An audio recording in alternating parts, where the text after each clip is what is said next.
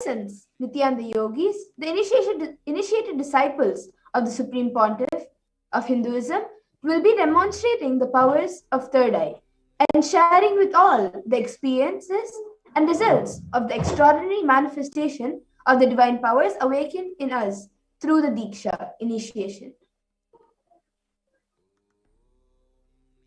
In today's Bhava Samadhi Darshan, all of us will be receiving the initiation into the third eye awakening and various other powers with the blessings of the grace of the Supreme Pontiff of Hinduism. We will be manifesting the following power of third eye awakening, where all of you will be able to see with your eyes blindfolded. Third eye is a cosmic browsing center located in between the brows, which opens upon initiation. One can effortlessly express powers and see through the third eye just as you would with two eyes.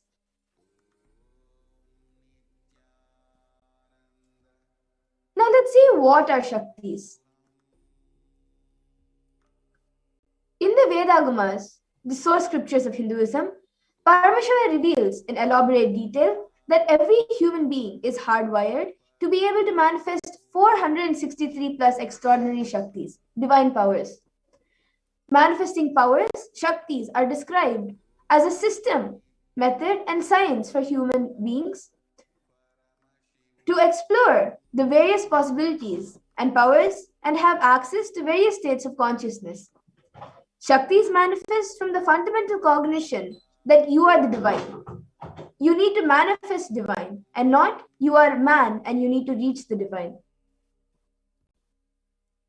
Now let's see the difference between Shaktis and Siddhis. All of you might have heard the word Siddhis. Let's see the difference between them. Shakti is expressed from the space of enlightenment as a side effect of feeling connection with the divine and high integrity with the Guru, and are a source of enlightenment, whereas Siddhis are powers that manifest from tapas or penance for enlightenment and are on the path of enlightenment. A few more differences are that Shaktis of Paramashiva manifest through ordinary human beings in an extraordinary way after initiation from the avatar and are permanent, whereas Siddhis are not permanent. Siddhis may divert you from enlightenment. Now let's look at who is the source of all these Shaktis, Paramashiva. Paramashiva is the primordial divinity in Hinduism, the ultimate reality and cause, which is self-effulgent, Swayam Prakasha, all-pervading, unchanging beyond time, space, form, and causality. As the fundamental base of Avyakta, the unmanifest, and Vyakta, the manifest, existence, he performs the Panchakritya, or 5 cosmic acts of Shrishti, creation, Sthiti, sovereign rulership and maintenance, Samhara, rejuvenation, Throbhava, pulling out a delusion, Anugraha, liberating grace for all living entities.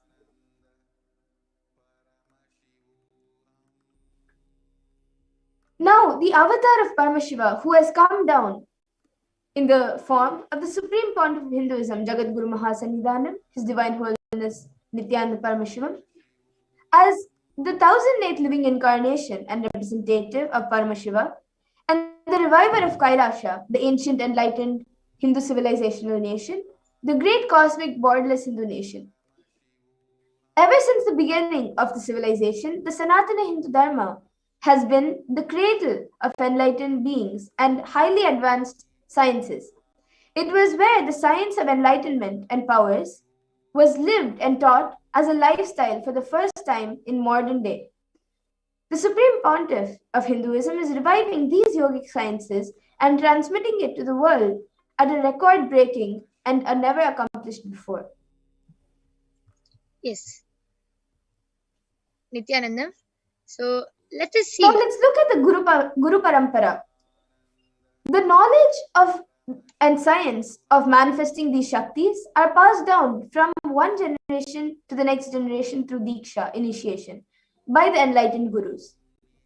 The Supreme Pontiff of Hinduism, being recognized as an incarnation at a very young age, was trained and taught these sciences to revive the initiations and knowledge repositories for billions to manifest science of our manifestation from the disciplines of Vedanta, Tantra, Shri Vidya, Yoga and Yogic powers, Mantra Shastra, Siddha Vidya, science of Aushadha, Advaita, Bhakti Yoga, Paramashiva Jnana and Paramashiva Vijnana. You can see all the various gurus of Swamiji who has taught Swamiji these Shaktis, these sciences in Hinduism at a very young age. And you can also see Swamiji in the middle as a 3-year-old boy doing the Chaturmasya.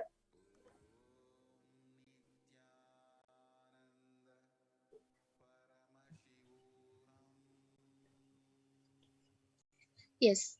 So let us now learn how So let's see, how do we awaken the divine Shaktis in us?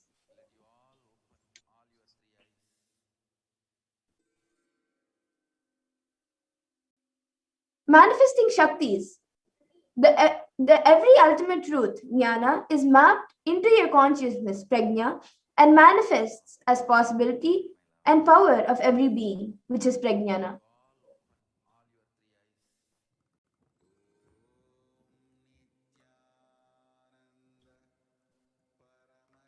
Now, the science of power manifestation is authenticated through 4 aspects of evidences or pramanas. The first is the Shastra Pramana, the eternal, unchangeable truths revealed in the source scriptures. Then the next is the Apta Pramana, the experiences and results of Aptas or authorities of Hinduism, the Vedic rishis and scientists who time tested and verified the sciences. The next is the Atma Pramana, or account of the supreme point of Hinduism, Jagadguru Mahasannidhanam, His Divine Holiness, Bhagavan Nityananda Paramashivam's this millennium's avatar, personal experience of power manifestation. And then the Pratyaksha Pramana, or empirical evidence from observation and scientific experimentation.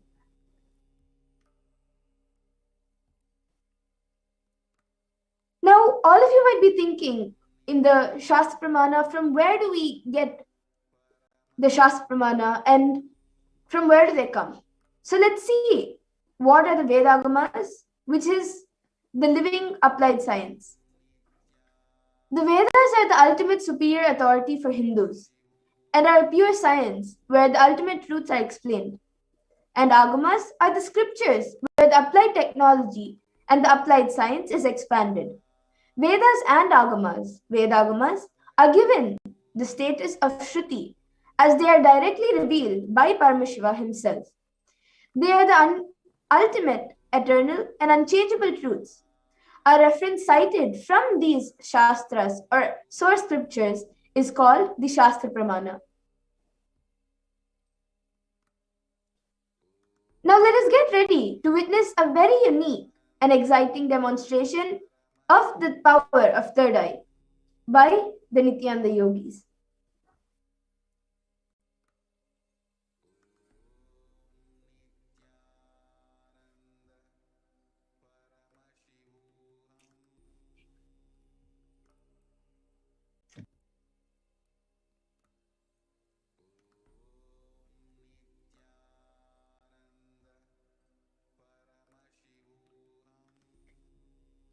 Third eye is the power of seeing through the third eye, blindfolded.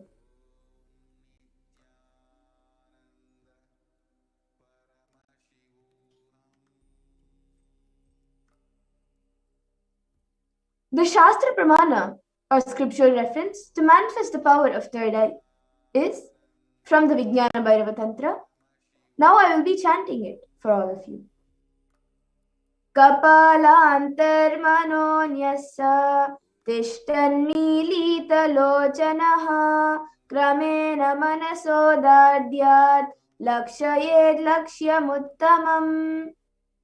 The translation to this verse is, by fixing the mind on the inner space within the crown center and sitting stably without any movement, having the eyes closed in succession, by that stability of the mind and inner space, Through the power of the third eye, one directly sees the ultimate goal Lakshyam by having the vision beyond the sight that reveals any object or place, attaining the space of oneness with the source Paramashiva. Now let's look at the Apta Pramana, where Krishna initiates Arjuna into third eye. Natu mam shakyase drashtu manenaiva svachakshuषा divyam dadami te chakshu pashyam me yogamaishwaram. Bhagavan Krishna says to Arjuna, but you cannot see my cosmic form with these physical eyes of yours. Therefore, I grant you divine third eye vision. Behold my cosmic opulence. In the Hindu Purana Bhagavad Gita, Bhagavan Krishna initiates Arjuna into the powers of third eye to behold Krishna's Vishwarupa Darshan, the vision of his cosmic form. In the 11th chapter of Bhagavad Gita, which contains the description of Bhagavan Krishna's cosmic form, is completely narrated by Arjuna as he sees Bhagavan Krishna through his third eye. Now, let's see the Atma Pramana. In Swamiji's own words, the first experience that I was able to see everything around me, above me, the whole 360 degree, 10 directions below me, everything, I realized not only I was able to see, I was able to feel, experience all that as me.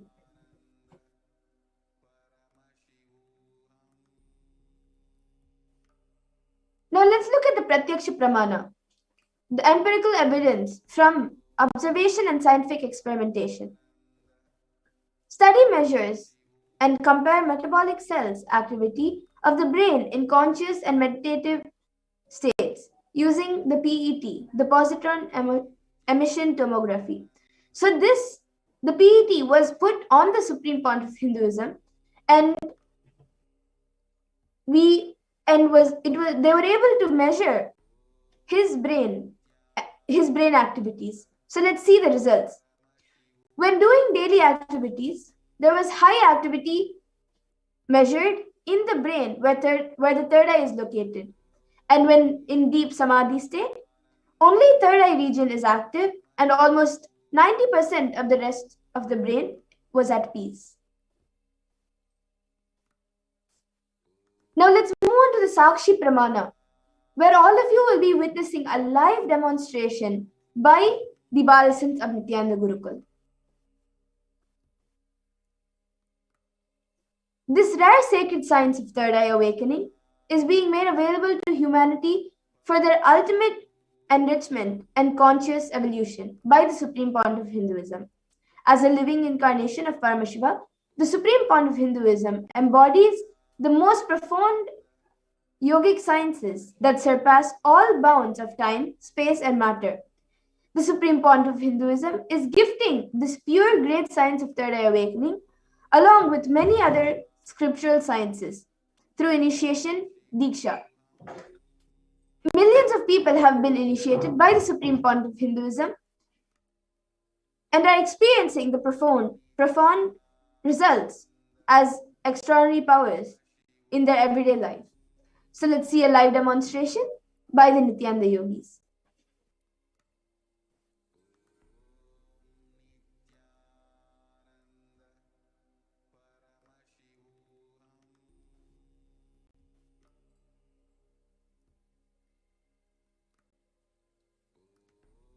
In just a few minutes, we will be back with the Nityananda yogis.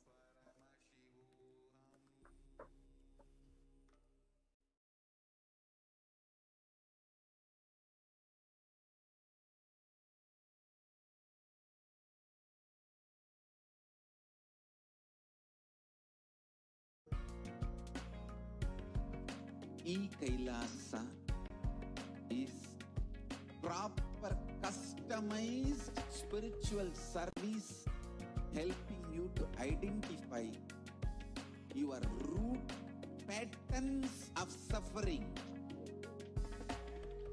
We have perfected the science of helping every individual from every cultural, religious, nationality background.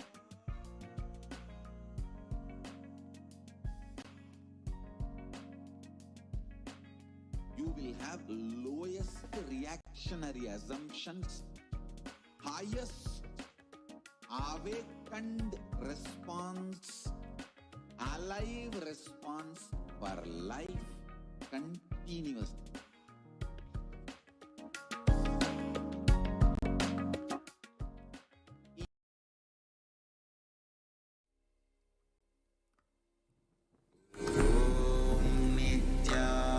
Nityananda Paramashivam.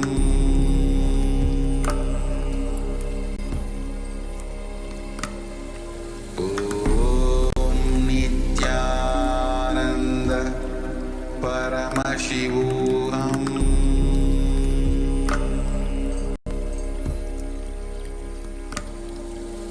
Om Nityananda Paramashivam.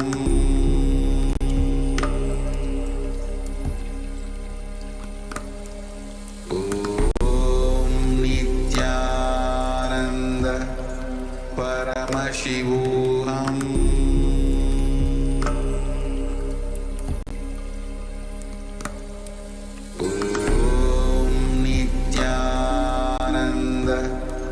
Paramashivam. Om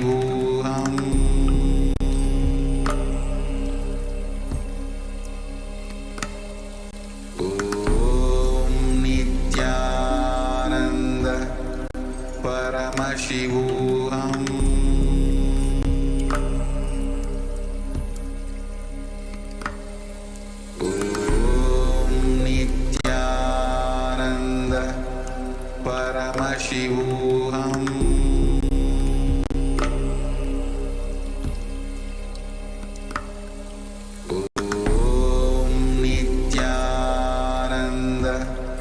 Paramashivam.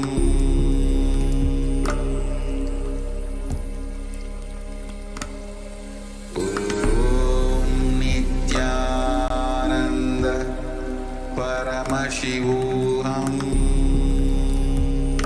There are some great spiritual sciences unique to Hinduism. Subtle, otherworldly, but definitive sign. Manifesting the cosmic beings in Archavatara, deities in Nijavatara, living incarnations is possible. Understand? Kriya Pada of Vedas and Agamas elaborately explain the whole science of making the cosmic beings manifest in Archavatara, deities and Nijavatara, living incarnation, both. During the Bhava Samadhi Darshan, literally those cosmic beings manifest through this body. Just like how they manifest in Archavatara, deity, they manifest in Nijavatara, Pratyakshavatara, and give you all the boons you ask, bless you. You see, each God is an independent intelligence to lead you to enlightenment. Each God is a bridge for you to achieve the Shivatva, the ultimate Shiva consciousness. Krishna is the bridge for you to achieve the Krishna consciousness. But Shiva consciousness, Krishna consciousness, all consciousness is one and the same. Ultimate consciousness only. So that energy itself completely expresses. Just like Radhika, when I see my own sweetness in the mirror, I become eager to taste it. I find that the only way to relish this sweetness is through the constitution of Sri Radhika. Bhava Samadhi Darshan is a window to the infinite expanse of consciousness, allowing us to glimpse the formless in a way that we can understand. It cleanses the karmas of lifetimes. It awakens our biomemory to the space of Paramashiva, the ultimate consciousness, and creates a deep and lasting transformation in us.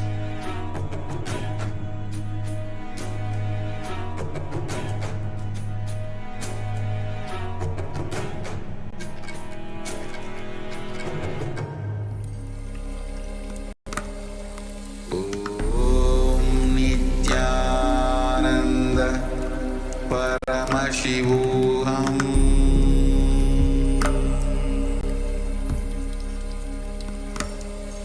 ॐ नित्यानन्द परमशिवोऽहम्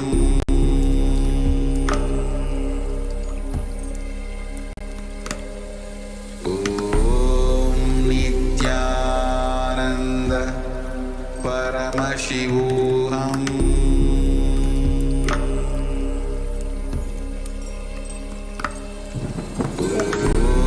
Nityananda.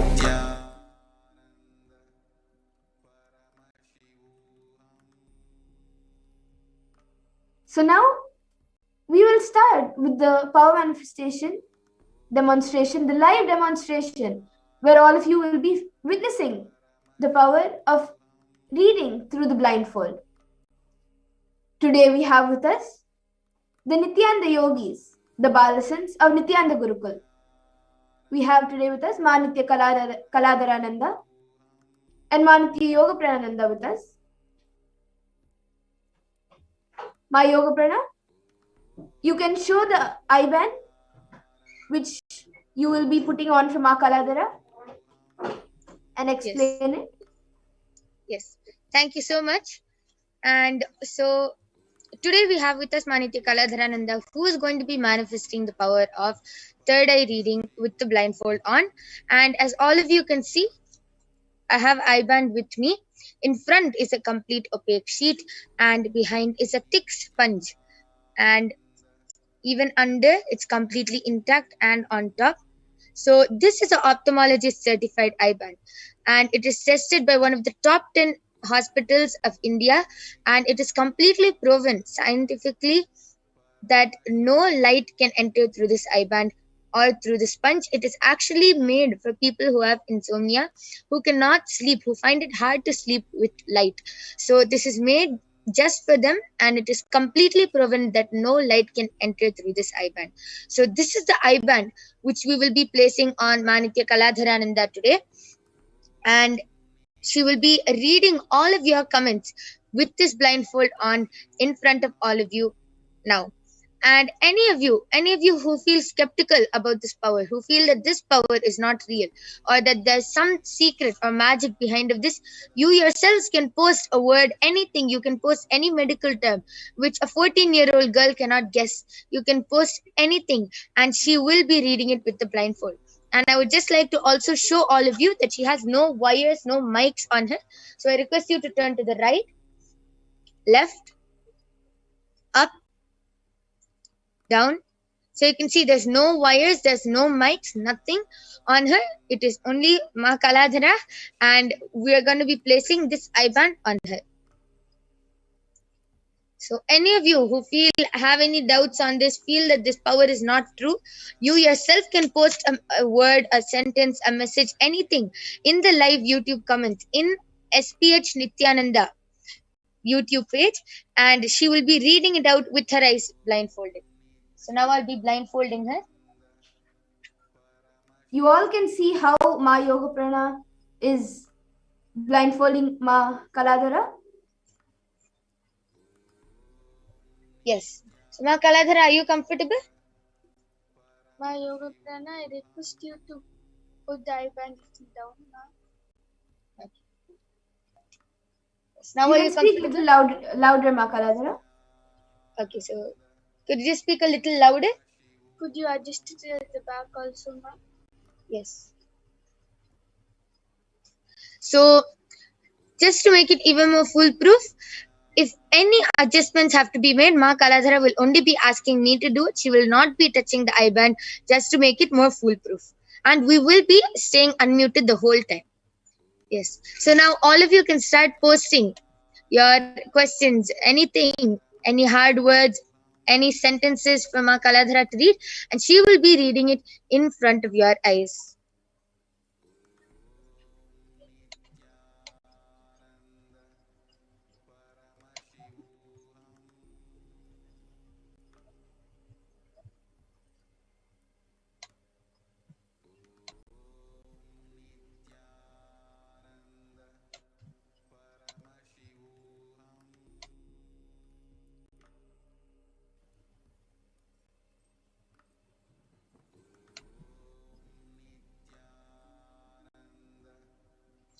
Okay, so Ma Kaladhara, you can actually start reading.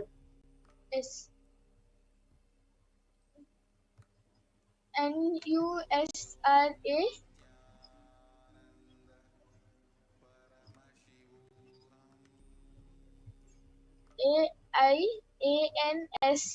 AIANSARI has posted, Swamiji, please be with me, and a smiley emoji with 3 hearts, and another smiley emoji with the hearts being in a heart shape, and another emoji with where the eyes are in star shape, and 3 red color hearts with 3 which has 3 golden stars on each of them, and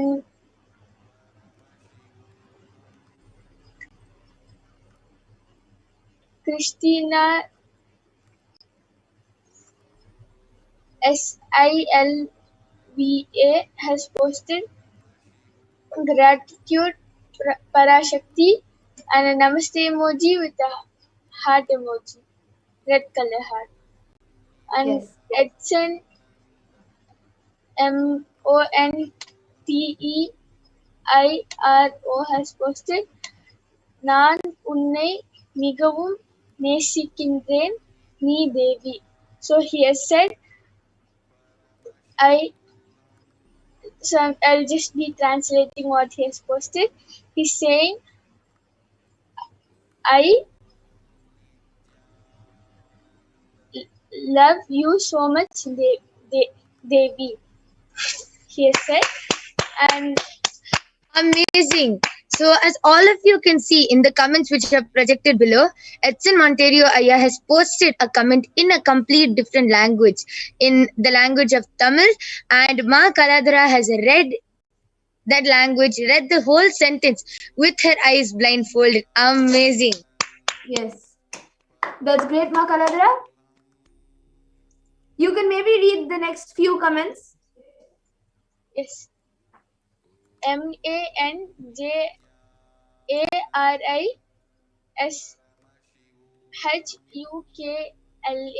has posted, we love you, and a namaste emoji and a rose emoji, and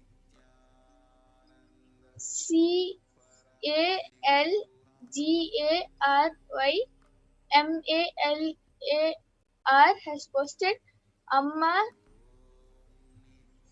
Taye, I love you. Great. Yes. Amazing. So, that was an amazing demonstration. Ma Yoga Prana. You can now remove Ma Kaladhara's eye band and show it to the camera. So you all can see that the eye band is as it is. There's nothing added.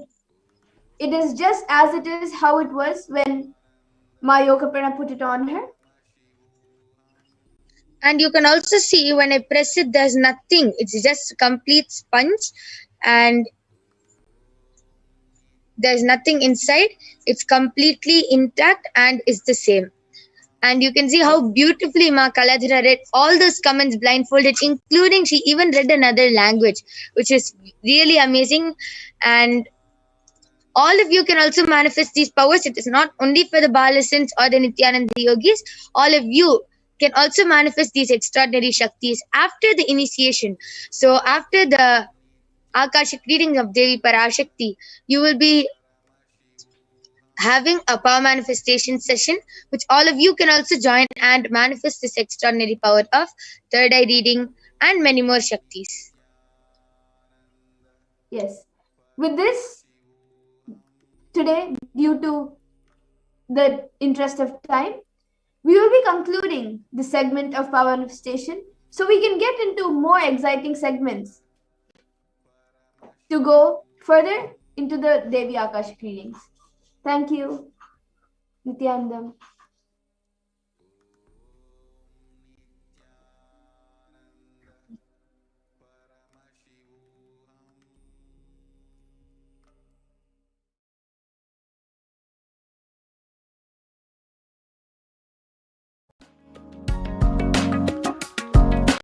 E Kailasa is enlightenment ecosystem, literally enlightenment itself in your own home, wherever you are. Proper customized spiritual service helping you to complete with your life negativity, withdrawal from life, self-hatred, self-denial, self-doubt, so much of tiredness, laziness. We can support you, aligning your diet, your attitude, your aptitude, your understanding about life. We can help you with everything.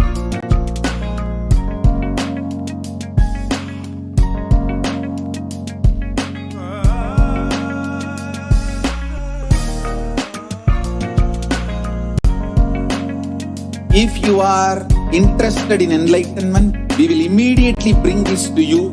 If you are not interested, we will explain the whole science, inspire you and make you interested in enlightenment science. We need to cater this enlightenment science to the whole world wherever they are, because enlightenment is the birthright of all human beings.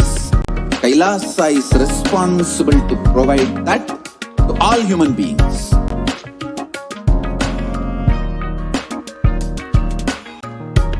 Kailasa is the totality of the knowledge I received from my gurus and practice manifested in my life, perfected by teaching millions of people from all cultures, time zones, backgrounds, genders, nationality, race, from every creed.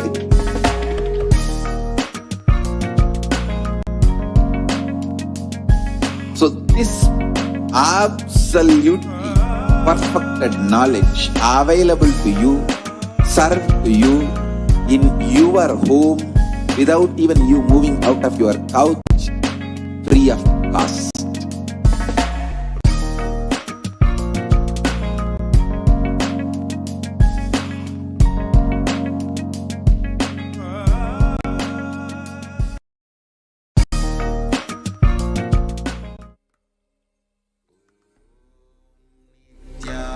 NITHYANANDA PARAMASHIVAM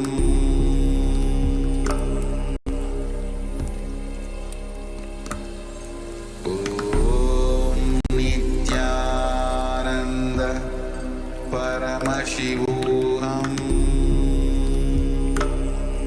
NITHYANANDA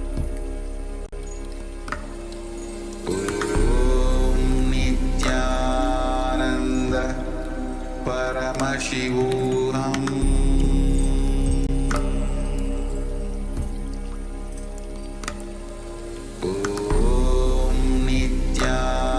NITHYANANDA PARAMASHIVAM NITHYANANDA PARAMASHIVAM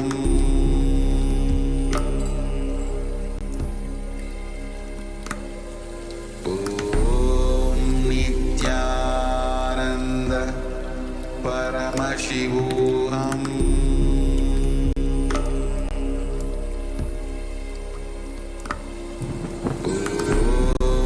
NITHYANANDA PARAMASHIVAM Nityananda. Welcome back for all of the viewers as we continue into this program, and we are getting closer and closer to being in the divine presence of the Devi Parashakti. As we are continuing, the next segment that we're going to go into is understanding Devi Parashakti, understanding the powerful cognitions which she embodies, the principles which she manifests in this world. And by her grace and blessings, these principles and these qualities can easily become our lifestyle and our life. So we will now be entering into today's session about Devi Parashakti. And who is Devi Parashakti? Devi Parashakti is the embodiment of the divine feminine consciousness and the divine consort of Paramashivam, the embodiment of pure consciousness. She is the source out of which billions and billions of lives go in and come out. She is literally the cosmic mother. Today, during this segment of today's program, we will be understanding the powerful cognitions of Devi Parashakti, and we will be having a very clear understanding of what Akashic reading is and what is essentially today's program, what you're going to be expecting.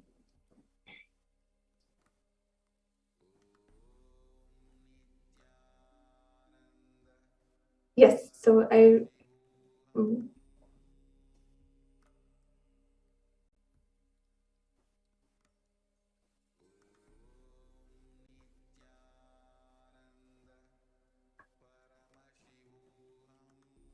yes, we'll go on to the next slide, please. In the Lalita Sahasranam, the invoking verses for Devi Parashakti are the most beautiful descriptions of the great goddess Lalita. We will begin this segment with chanting the Dhyana Shloka of Devi Parashakti. Sindhuraruna vigraham trinayanam manikyamoli spurate Taranayaka shekaram smitimuki mapina vikshoruham Panibhyam alipurna ratnit chashakam raktopalam bhibritem Somyam ratnagadastat raktacharanam dhyayet paramambikam. The Divine Mother is to be meditated upon as shining in vermilion, red body with triple eyes sporting crores of rubies, studded with the crescent moon and a face all smiles and solid bust, one hand holding a jewel cup brimming with the mead and twirling a red lotus. Once again, we'll go into the next verse in the Lalita Sahasranama. Arunam karuna tarangitakshim dhrita pashankusha pushpa bhana chapam animadhibdi ravitram mayukhai rahamityeva vibhavaye bhavanim.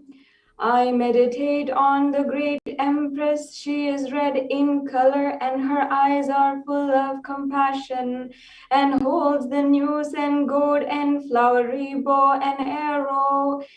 She is surrounded on all sides by powers of anima for rays, and she is the self of me. The next slide, please. Devi Parashakti. Devi Parashakti is the ultimate pure feminine consciousness. Parashakti is the cosmic mother. It is in her cosmic womb that from billions of universes are all going in and coming out. She is the source Shakti. All of the big bangs, all of the black holes, all come from her. And even now, even exist as we are existing, when we were born, we came from her, and when we are leaving, all of us are going to merge once again in Parashakti again. Out of her extreme compassion, the Devi Parashakti, the cosmic mother, is manifesting today through the NIJA avatar of the Supreme Pontiff of Hinduism, Jagadguru Mahasannidhanam, His Divine Holiness, Bhagavan Nithyananda Paramashivamam.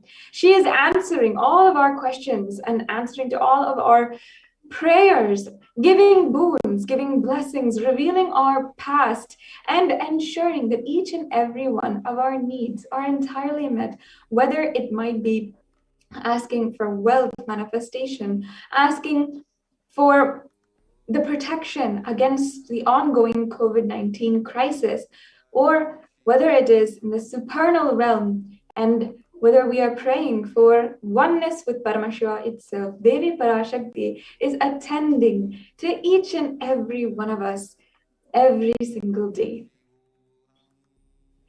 The Supreme Pontiff of Hinduism, as he was in the bhava of Devi Parashakti, revealed, raising on as Omkara, expressing as the Vedas and Agamas, blossomed as Hrimkara, filled as Parashodasi, living in the 40 triangles, the Kailasa Swamini, who is the Kailasa Sripura Chintamani, Parashodasi, sitting as part of Paramashiva, Parameshwari, who rules this world as Paramashakti, Manonmani, Meenakshi, as Nithyananda. I took the Nijavatar to give good boon to everyone, to bestow goodness.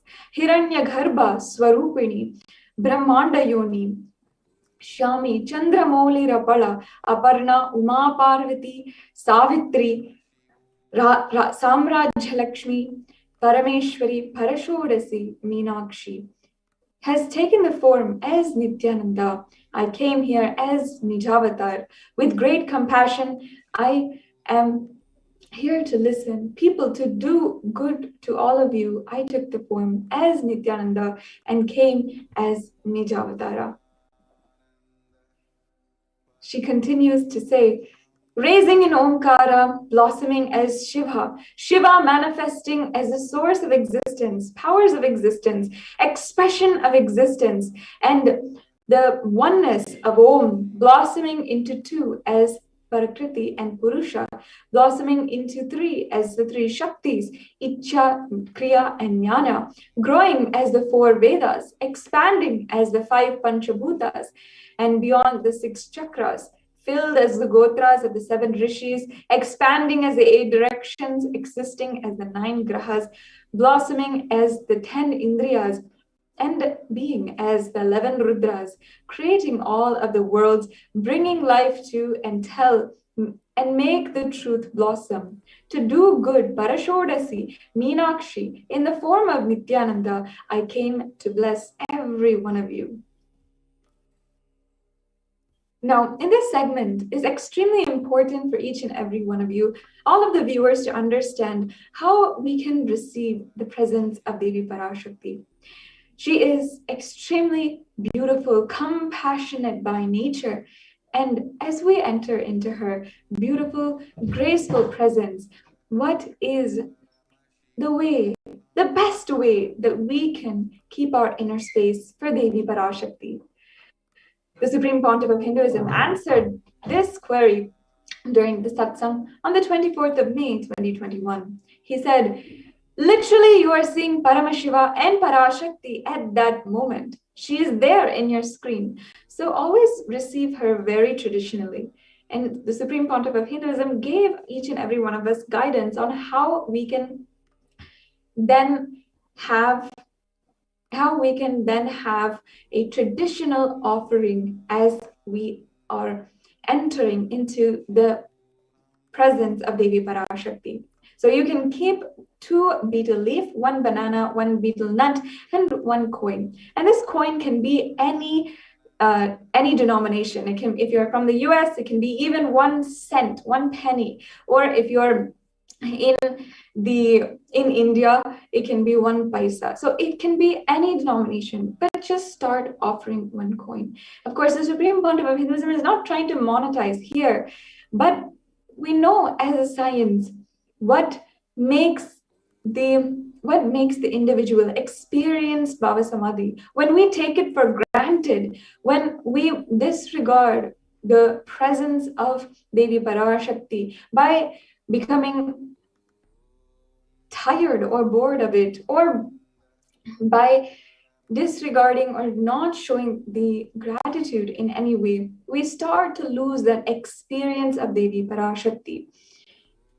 the Supreme Pontiff of Hinduism, guided that every day as you offer, you can then send the amount that you're offering, whether it be even $1, all of that you can send and offer at the temple.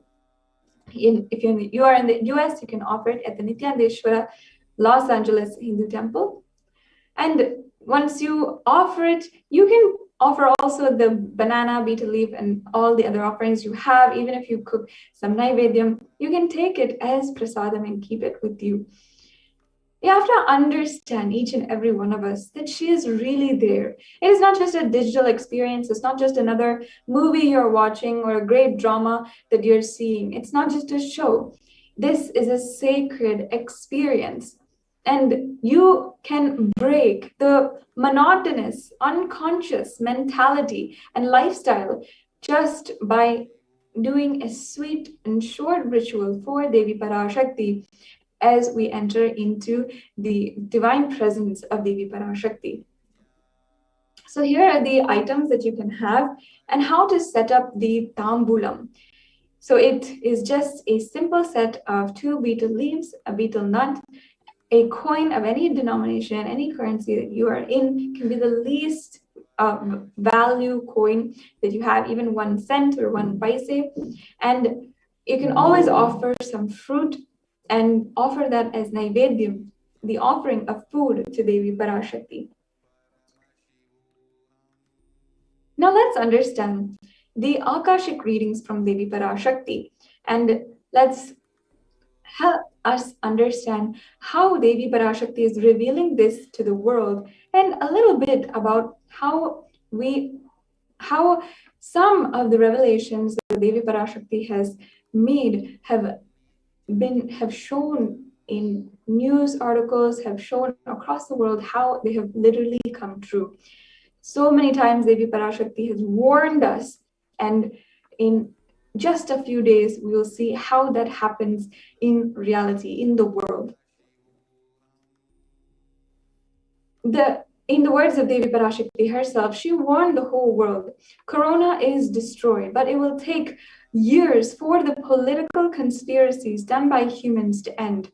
She warned each and every one of us that the whole coronavirus happening right now is not anymore a pandemic, something out of control. It is a human conspiracy. And she gave the blessing and boon to all of the devotees, disciples, and Kailasavasis that no suffering will come for anyone who is declaring as her devotee. She gives that abhaya, the protection, to all of us as we surrender to her. And she gave answers for the suffering of corona in India. And what she revealed is that the 3rd wave of corona is going to be happening. And the 2nd wave of the coronavirus the 3rd wave of the coronavirus is going to be affecting children. And not only that, all the waves of coronavirus right now that is happening is a bio war.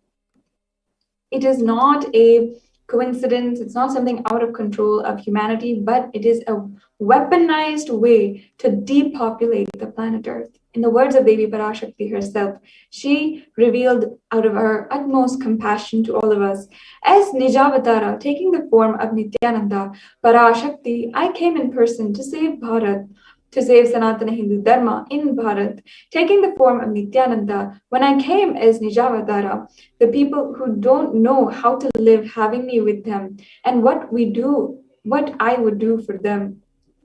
World cannot be sacrificed for the sake of conspiracies done by the ignorant thieves stuck in Maya. Srishti should not be destroyed or lost. Cosmos should not have destruction. To save the cosmos from Pralaya, I made this huge ship and named it as Adi Kailasa. Adi Kailasa is the ship that will gather all the enlightening powers of this cosmos. And to save the people from the Pralaya through the tricks of the traitors, rule of the enemies, without any other way out, time and again. The sky is boiling and moving towards huge destruction.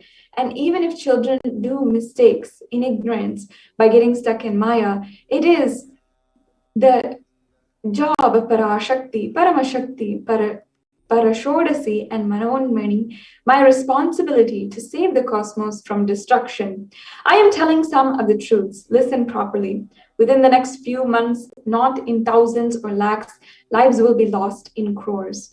Crores of lives will be lost in India. I'm telling you the truth. I'm telling you, and so you can protect yourself.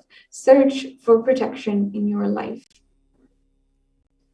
Now, within the next few slides, we'll be understanding how the revelations from Devi Parashakti actually within a few days started to be shown in the news and media.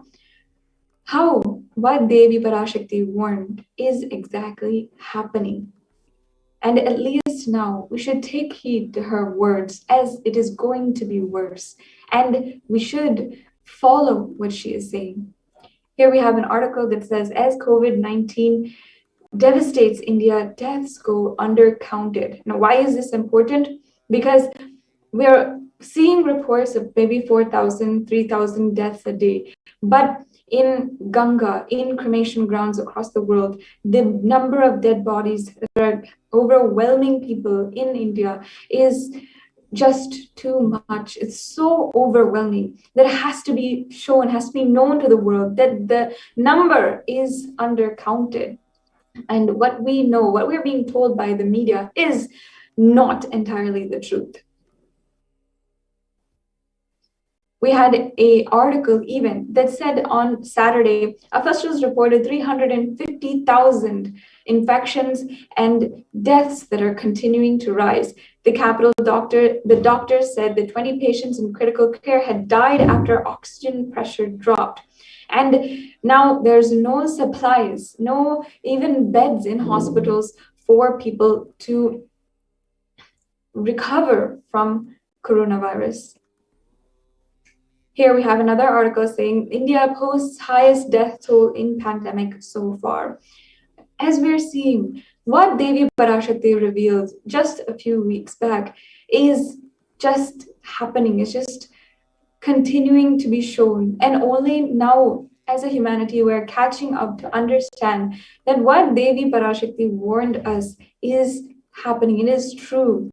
And it is not too late for all of you to protect yourself. And sure, don't give up on the value of your life now and seek protection. Let us at least now heed the words and warnings of Devi Parashakti. And of course, this is an extremely astonishing picture, a shocking photograph capturing cremation grounds in New Delhi of so many bodies being burned. And how we have seen in many different news channels in many different places how the cremation ground workers are absolutely overwhelmed, exhausted by the round-the-clock work that they are doing now that the pandemic is at its height. All the Devi Parashakti has revealed also to the world about the third wave of coronavirus. She said, all devotees and disciples, whoever listens to me, whom I don't need to convince, this is a personal message I give to you all. The Supreme Pontiff of Hinduism had spoken this in satsang and said, Devi has very clearly revealed to me in the Puratasi month, August, September, there's going to be the worst third wave of corona. And in this satsang on the 23rd of May 2021, the Supreme Pontiff of Hinduism also revealed that it is going to be children who are going to be affected. And not only that, all the four rivers coming from Kailasa, Ganga, Yamuna, Brahmaputra, in all of those rivers, the Supreme Pontiff of Hinduism warned that he saw dead bodies floating and even dogs eating those dead bodies. And then the poor people who are not even able to manage for themselves, desperate for themselves to survive, or eating those dogs. He saw the whole cycle happening as a vicious cycle that would destroy humanity. And the Supreme Pontiff of Hinduism was telling each and every one of us, insisting that this is going to happen and to search protection. And not only that, the Supreme Pontiff of Hinduism opened the doors of Adi Kailasa to protect all of the people who are now desperate to seek the one thing that is so valuable in India: prevention and protection from the coronavirus. Even yesterday, during the Devi Parashakti reading, the Devi Parashakti revealed that even enlightenment might be second at this time, but saving your life from coronavirus is more important. If we don't value our lives, if we don't protect ourselves and ensure that we are secured, our lives are protected, then we won't even have a life to seek our higher goals or higher ambitions. As you can see here, we are seeing an article example where what Devi Parashakti had revealed about Ganga being flooded with the infected, diseased bodies is actually now coming true. The bodies are in scores, unclaimed and uncounted and unidentified. Next slide, please. And hundreds of corpses have been found floating or on the riverbed in the sand of Ganga. Then the Supreme Pontiff of Hinduism further revealed the next wave of coronavirus is attacking kids more. The next slide, please. And here we have how in different articles and also different statistics presented by the institutions who are presenting data in reports to the media, as well as other authorities, how 5.5 cases of COVID-19 have been reported in Maharashtra. The third wave has hit in India, potentially between September and October. With more than 8,000 children being affected by coronavirus, you can see how Devi Parashakti had warned about this, and now it is happening, coming true. For the sake of all of the children who are alive still and who are literally our future, the next generation, we need to protect ourselves and understand that it's not too late to protect ourselves. Even though it has been anticipated that the coronavirus cases would reach the peak by mid-June, experts have been warning about a third wave and telling everyone not to lower your guard. The state of Maharashtra is actually taking more steps to make the third wave of the coronavirus less impactful, but they're saying the situation is going absolutely out of control. Next slide, please. With the fears of the second wave of COVID-19 still lingering, the experts have suggested that the third wave will severely impact children. Next slide, please.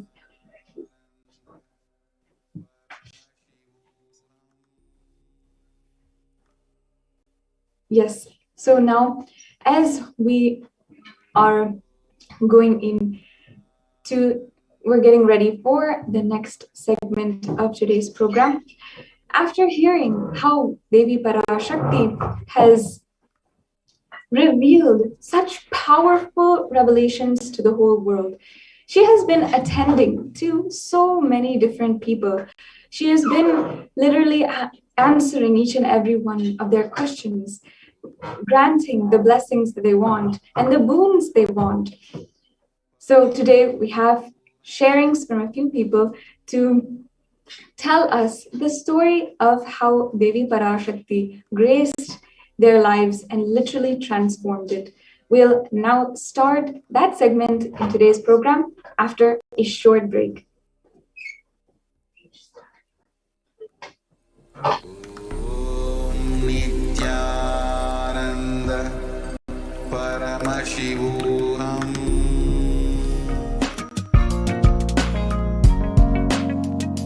get you health. We get you ability to build beautiful relationships in your life. We get you direct spiritual support, and we make sure you become wealthy.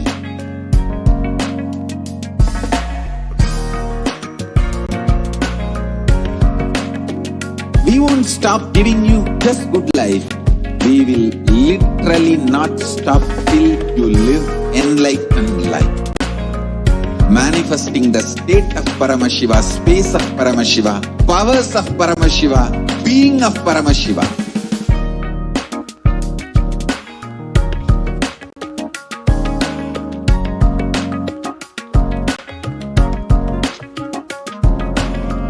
Whole world should become e-Kailashians. I want the whole world to know Hindus have something great to contribute to the world.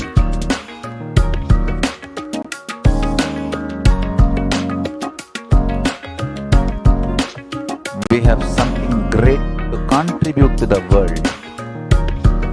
Let us do that.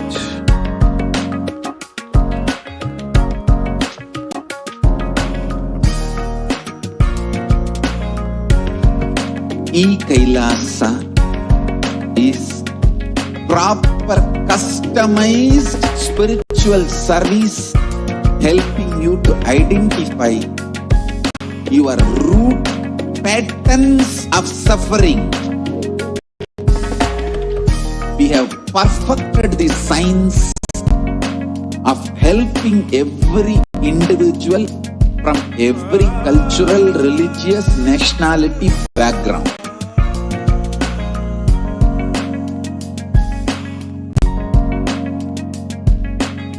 You will have lowest reactionary assumptions, highest awakened response, alive response for life continuously.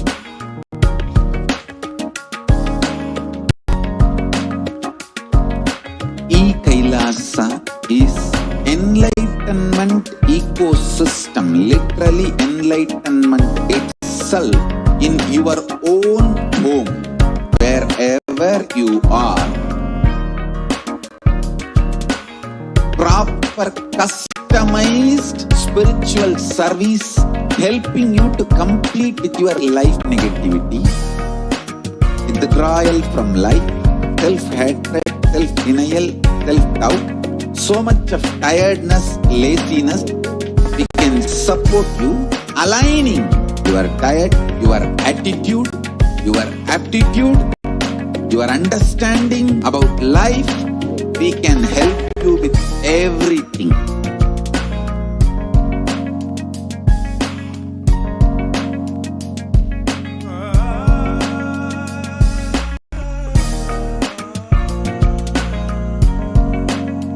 If you are interested in enlightenment, we will immediately bring this to you. If you are not interested, we will explain the whole science, inspire you and make you interested in enlightenment time. We need to cater this enlightenment science to the whole world wherever they are, because enlightenment is the birthright of all human beings. Kailasa is responsible to provide that to all human beings.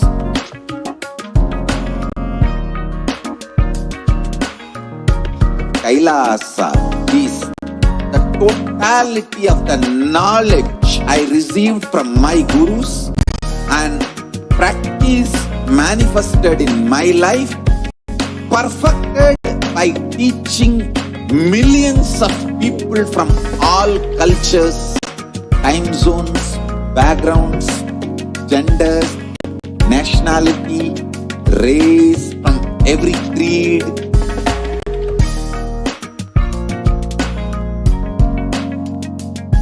So this absolutely perfected knowledge available to you, served to you in your home without even you moving out of your couch, free of cost.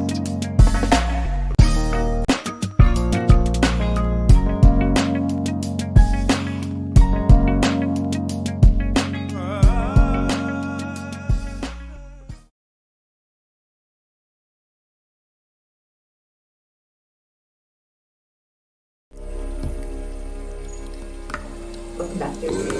Yeah. NITHYANANDA PARAMASHIVAM. Welcome back, dear viewers. And now we have a very exciting segment where we will be hearing some of the experiences and sharings from devotees and disciples from all over the world who have experienced directly the blessings and boons of Devi Parashakti herself. First, we have Ma Claire Lang, who will be joining us today to share her experience of healing from Devi Parashakti. Welcome, Ma. Nithyanandam. Nithyananda Ma. Nithyananda Ma, thank you so much for joining us today. Welcome. Thank you. Yes, I'm happy to be here. I'm happy to share. I'm very excited. Yes, Ma. So, Ma, can you first start off and share a little bit about yourself? Yes, of course. So my name is Ma Claire Lang. I am from Calgary, Alberta, Canada. So I'm part of the Calgary Sangha. I have been a disciple of His Divine Holiness Sri Nithyananda Swami since 2011. And yeah, I've been just, this past year has been amazing with everything that's happened and all the boons we've been receiving and all the Bhava Darshans. And I'm employed as a sales trainer, a corporate sales trainer, and just recently actually opened my own company a month ago. And it's been really great so far. So lots of blessings and boons have been coming my way, and I've been showered and so fortunate and lucky. Wow, that's amazing, Ma. So, Ma, can you share a little bit about what you do and about your experience with Devi Parashakti? Absolutely. So first of all, what I do is I am a sales trainer. So a lot of times I'm just going into different businesses and I am training their employees. And what's interesting is that I'm always, I'm a Kalpataru Acharya. So Swamiji, you know, a while back had initiated me as an Acharya, and I always end up teaching some part of Kalpataru in business, which they love. And it's funny, I had never really had a connection with mother energy. It was the thing that I was the least connected with. And I had a very difficult relationship with my mother. So when Devi first started manifesting, I didn't feel connected right away because it was something foreign for me. Swamiji, yes. Kalavedava, yes. Any type of male energy, instantly, right? But Devi energy for me, I was unsure. And it was only the, you know, this is the second time I've received blessings from Devi, and it was after the first time. See, I start to tear up now that I think of her. The first time I received blessings from her, that's when I finally, for the first time in my life, felt that divine feminine energy and that divine motherly love, which I had not experienced before.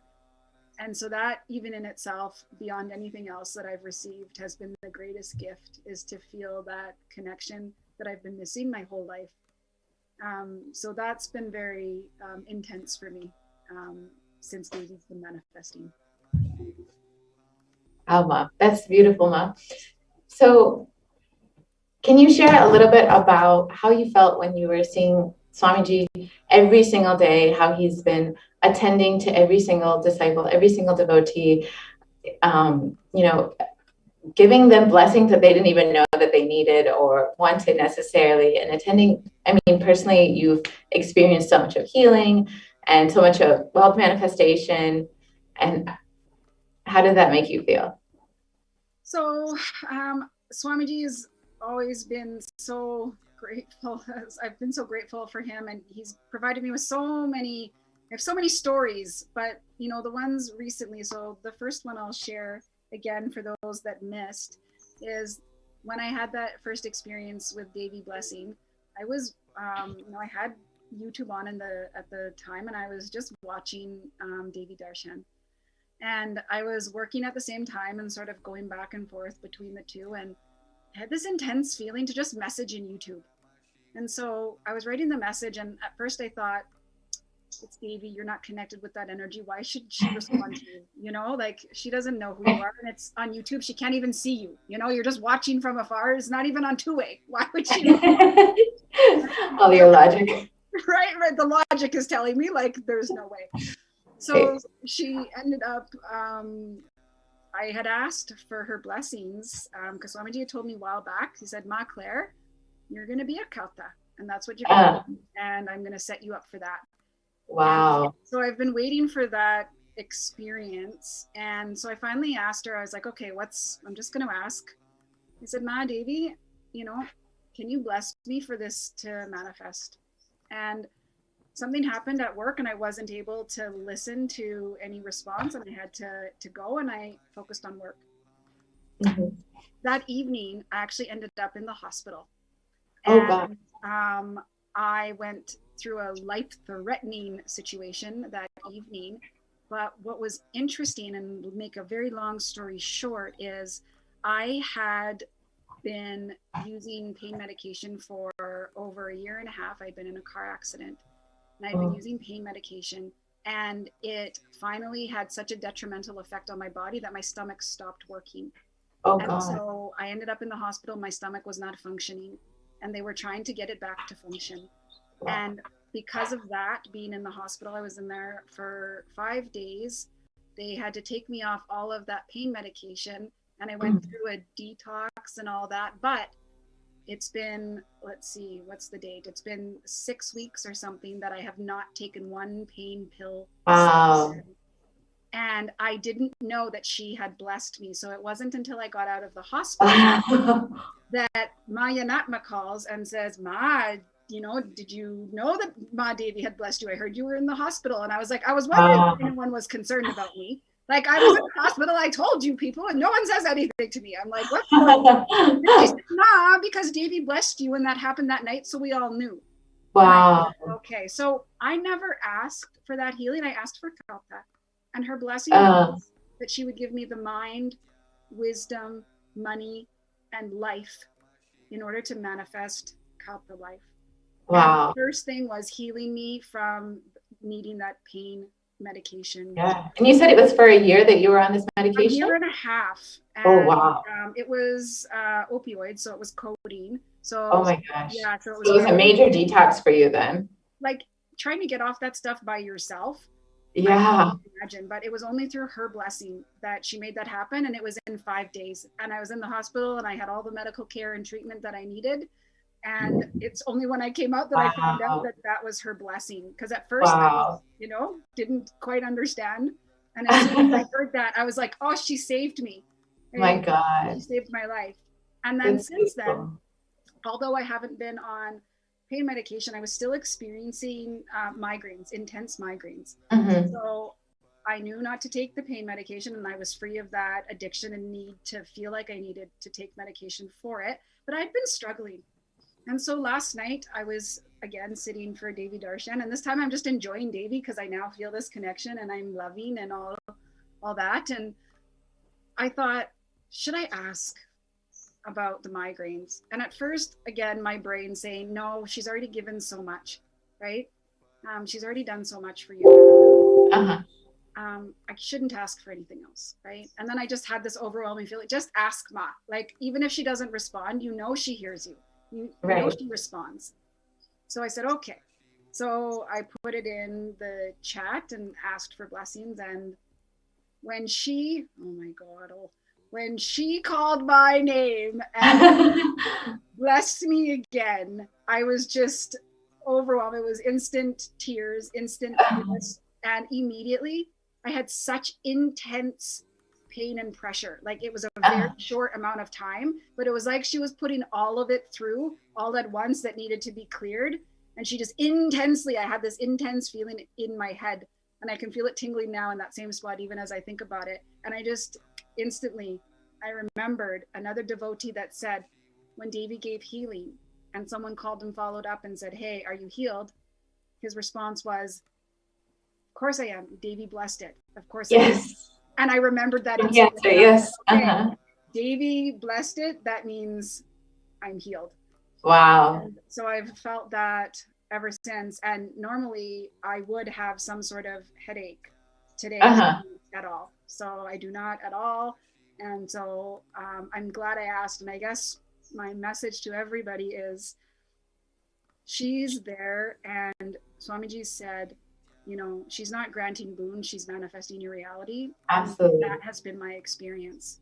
Wow. So but she healed you of opioid dependency and healed you of your migraines. Yes. With barely just even one message. Yes. Like, and on top of that, the part I left out because so many things have happened, that first blessing for Kata, I manifested $50,000 that wow. same week. $50,000 that same week manifested. Oh my God. Blessing. Yes. And today, I also got a phone call from the government. I have an employment claim that's been stuck for 4 weeks now. And then all of a sudden they called me personally, the government of Canada, by the way, if you're in Canada, you know, trying to get a hold of the government of Canada is nearly impossible. And the government called me and said, wow. we're so sorry your case has been held up. I've put it through and I've passed everything, and now you can go ahead and you'll receive the money you've been waiting for. Wow. So even though I didn't ask for anything like money, she again just showers. So that's amazing. And it's instant. Like you just asked, and within 1 week, like you received such a huge boon. Yes. And even just to be here, I literally ended work the second I'm here now. Like, wow. I think it aligns perfectly. And you said something really important that I've been experiencing so much, which is that instant response. Since Devi's blessing, I find now if I ask Devi or Swamiji, instant. Someone calls me, sends me something, like it is instant cosmic response. There's not even like a second delay. Absolutely. It's like a real life, real solution immediately. It's unbelievable. And just do not miss. Like you cannot miss this. You have to be there. And even if it's on YouTube and you're just watching one way, don't think that nothing's happening in the chat. You would know you're there. I've had the experience now, right? Twice where that is. Absolutely. And something you didn't even ask for, you got. Right? Like physical healing twice now. Like the first one, I was physically healed without asking. I never thought that. And that's a huge thing, opioid, like dependency is not something easy to come off of. It's amazing that without even you asking or you telling Devi that she was able to just immediately heal. Yes. And the cognition, because I didn't realize it either. That's the thing. Sometimes when you're in addiction, you don't even realize to the degree that you've been abusing your body and using medication because it was prescribed. So in my mind, I don't have a dependency, it's prescribed. But I absolutely had a dependency. And it was like, I think it was either I was going to lose my life or someone was going to pull me out. That's really how I feel because of the degree to which I was taking all of that medication and for so long. Yeah. So she absolutely saved my life without a doubt. Wow, that's amazing. Yes. So how did, having experienced your own life-saving experience, how does it make you feel when you see Swamiji continuously attending to you and every single being who during this COVID pandemic, like every single being, like not even asking, and they're just receiving so many blessings and boons? So, for me, I always thought like, I had to do something to deserve it. And here's the thing, you don't. You just have to be available. And when you're available and open and you just sit, the healing happens. And even if you don't ask, he tends to it. There are so many beings that are suffering on the planet so badly, and yet he's tending to my so-called little things in life. Like every little thing he's tending to. There's so many big problems in the world. Absolutely. He's dealing with all of the big problems, but yet still, through his compassion and love, he still tends to even the smallest request that I have. Absolutely. Even if I want like a treat, and I just ask for a little treat, he gives and just absolutely everything. So there's nothing more precious or sacred in life. There's no money, there's no relationship, there's nothing that can compare to having that attention and love and care from an avatar. Like from Parashakti himself, yes. There's nothing else that can compare to that. And I'm always just feeling overwhelmed with what could I have possibly done to deserve this and to be able to sit here and experience? It's just his compassion behind his grace to attend to every single person, to attend to humanity and save the lives of so many people during such a time of need. I mean, whether it's wealth manifestation or healing or opening up his home, his adinam for humanity to save their life and attend to their needs and provide a safe space and protective environment for quarantine. It's just, he attends to every single being in every single way that they need to be attended to, even if they don't realize it. Yes, and I think that's such an important point too, is even if they don't realize it, right? Yeah. There's so many beings that end up, you know, in front of Swamiji and don't even realize what's happened. Don't even know what's happened and what's hit them, right? Absolutely.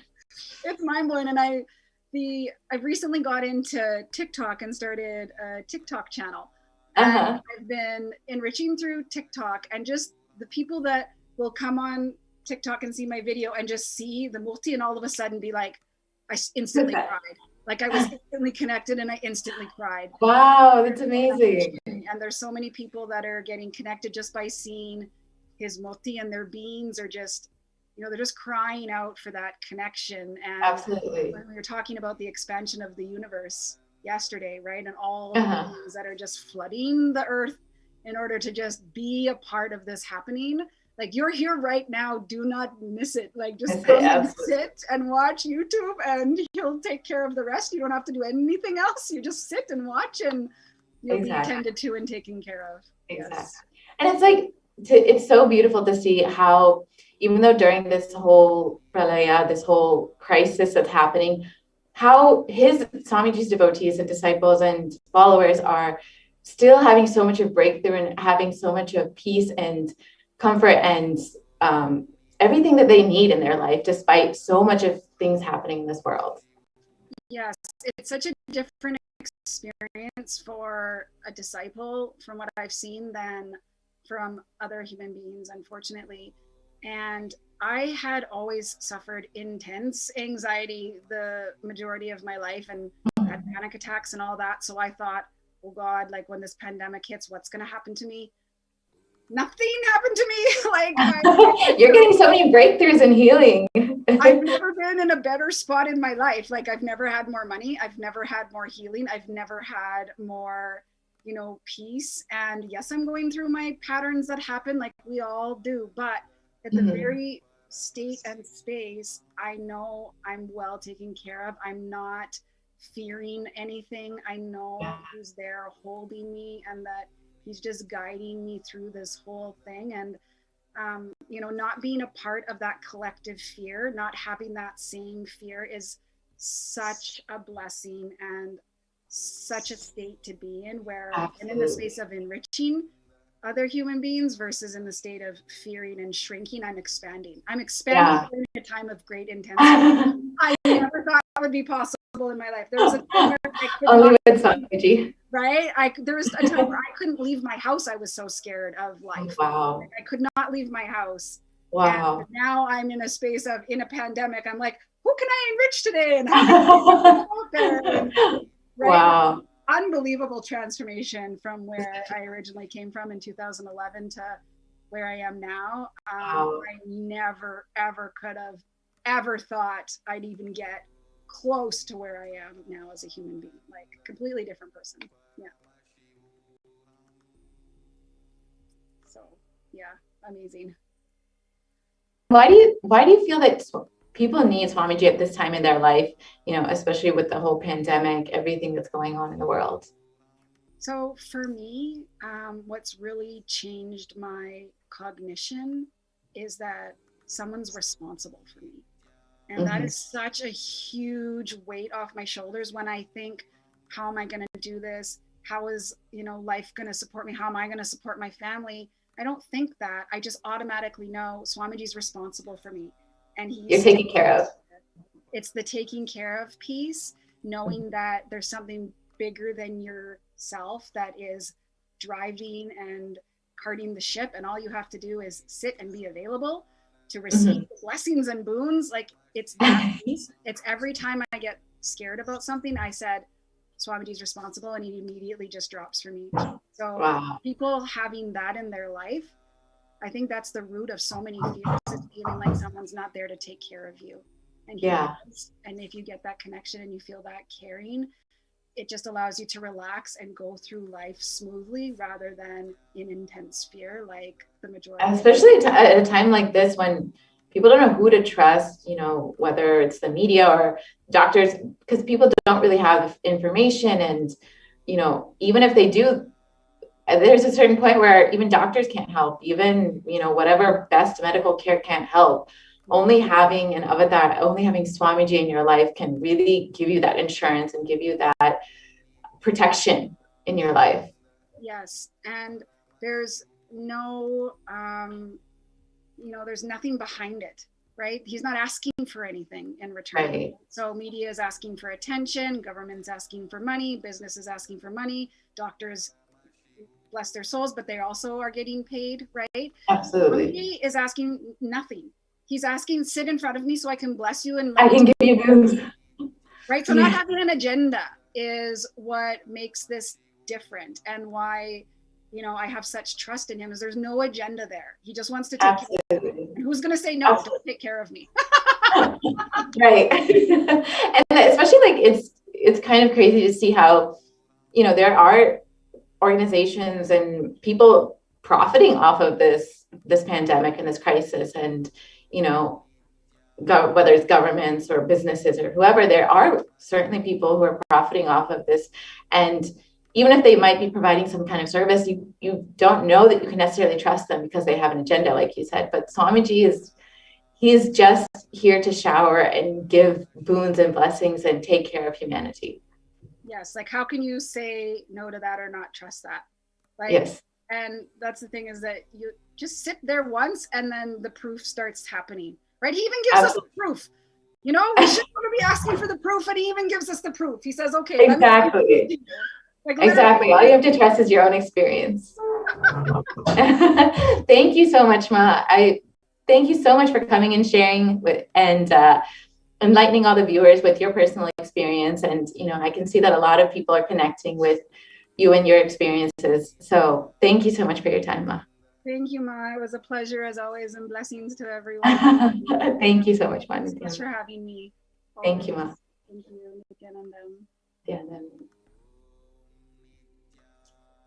So now we have another.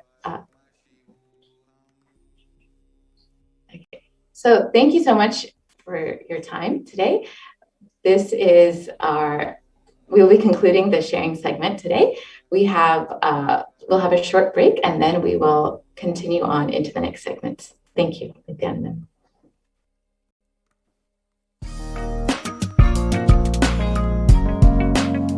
We get you health.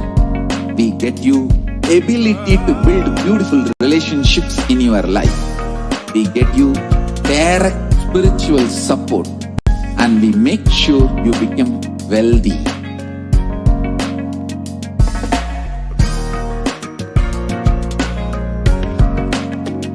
We won't stop giving you just good life. We will literally not stop till you live enlightened life. Manifesting the state of Paramashiva, space of Paramashiva, powers of Paramashiva, being of Paramashiva.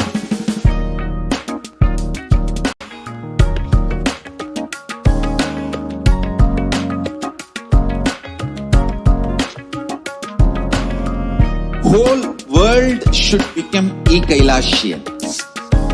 I want the whole world to know Hindus have something great to contribute to the world.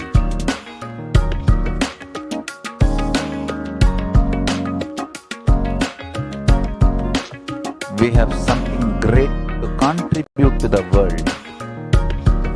Let us do that.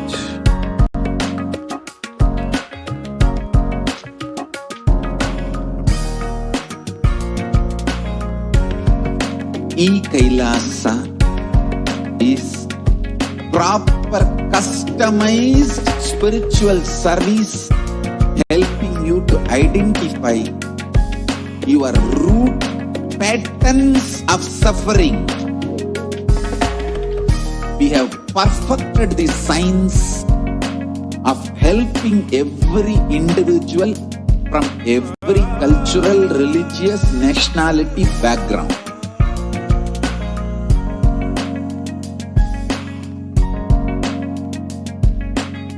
You will have lowest reactionary assumptions, highest awakened response, alive response for life continuously.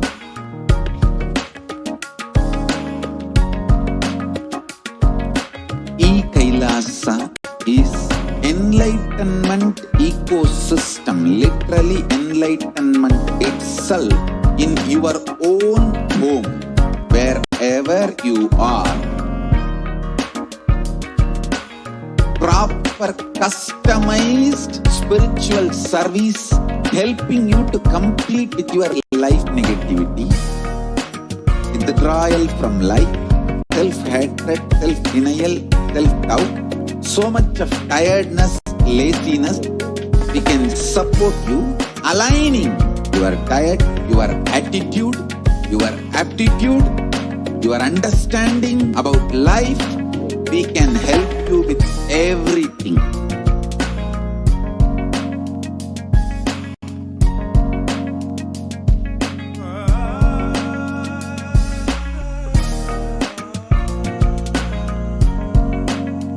If you are interested in enlightenment, we will immediately bring this to you. If you are not interested, we will explain the whole science, inspire you and make you interested in enlightenment time. We need to cater this enlightenment science to the whole world wherever they are, because enlightenment is the birthright of all human beings. Kailasa is responsible to provide that to all human beings.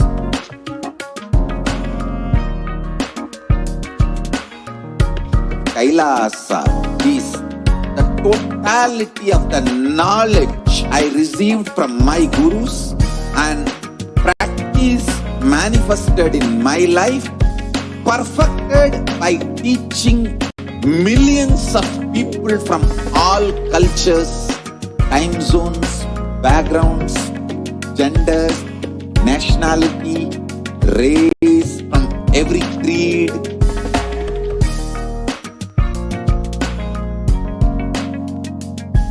So this absolutely perfected knowledge available to you, served to you in your home without even you moving out of your couch, free of cost.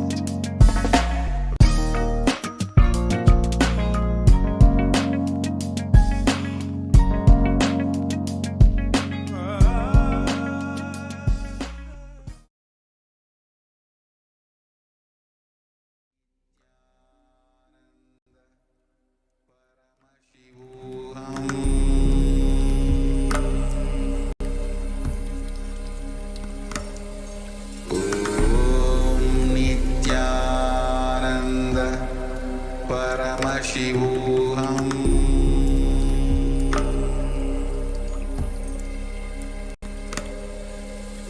Om Nityananda Paramashivam.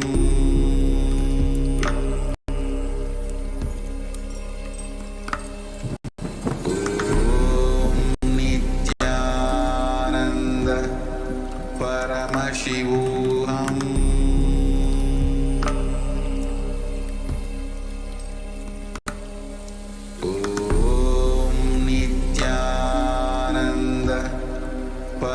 Paramashivam.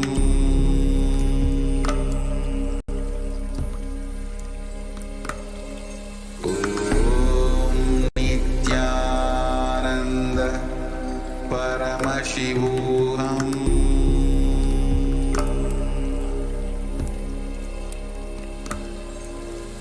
Om Nityananda Paramashivam.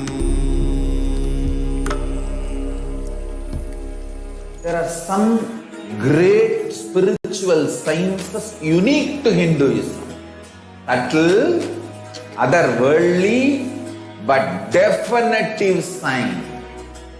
Manifest the cosmic beings in Archavatara, deities in Nijavatara, living incarnations is possible. Understand?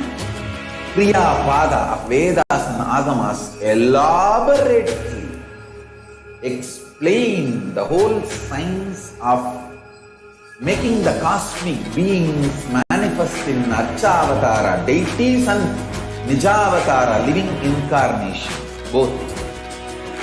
During the Bhava Samadhi Darshan, literally those cosmic beings manifest through this body. Just like how they manifest in Archavatara, deity, they manifest in Nijavatara, Pratyakshavatara, and give you all the boons you ask, bless you. You see, each God is an independent intelligence to lead you to enlightenment. Each God is a bridge for you to achieve the Shivatva, the ultimate Shiva consciousness.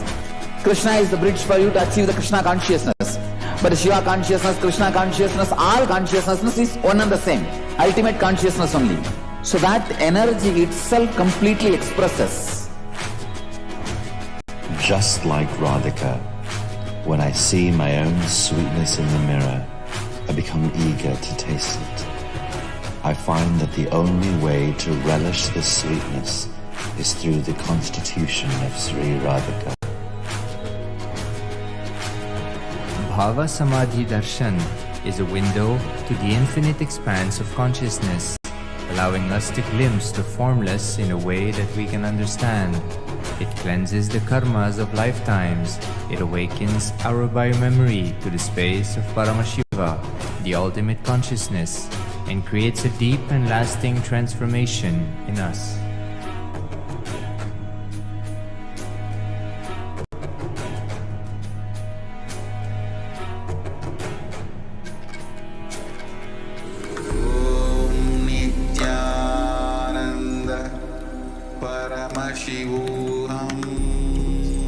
Nithyanandam, everyone. So, welcome back. And let us begin with the Sadguru Vandanam. Nithyanandam Paramasukadam Kevalam Jnanamurtim Dvandvatitam Gagana Shadrusham Tattvamasyaadilaksham Ekam Nityam Vimalamachalam Sarvadi Sakshibhutam Bhavatitam Trigunarahitam Sadgurum Tam Namami. Yes. So, welcome back. So, hope all of you enjoyed the beautiful sharings by our initiated disciples and devotees of the Supreme Founder of Hinduism. So, the next segment is going to be how are we going to offer our devotion, deep gratitude to Devi Parashakti. So, each one of you who are watching this session, this program, can actually go ahead and post your comments in the YouTube. So, we will go ahead and learn what is the significance of offering. And you can also post your comments in the YouTube chat. Yes.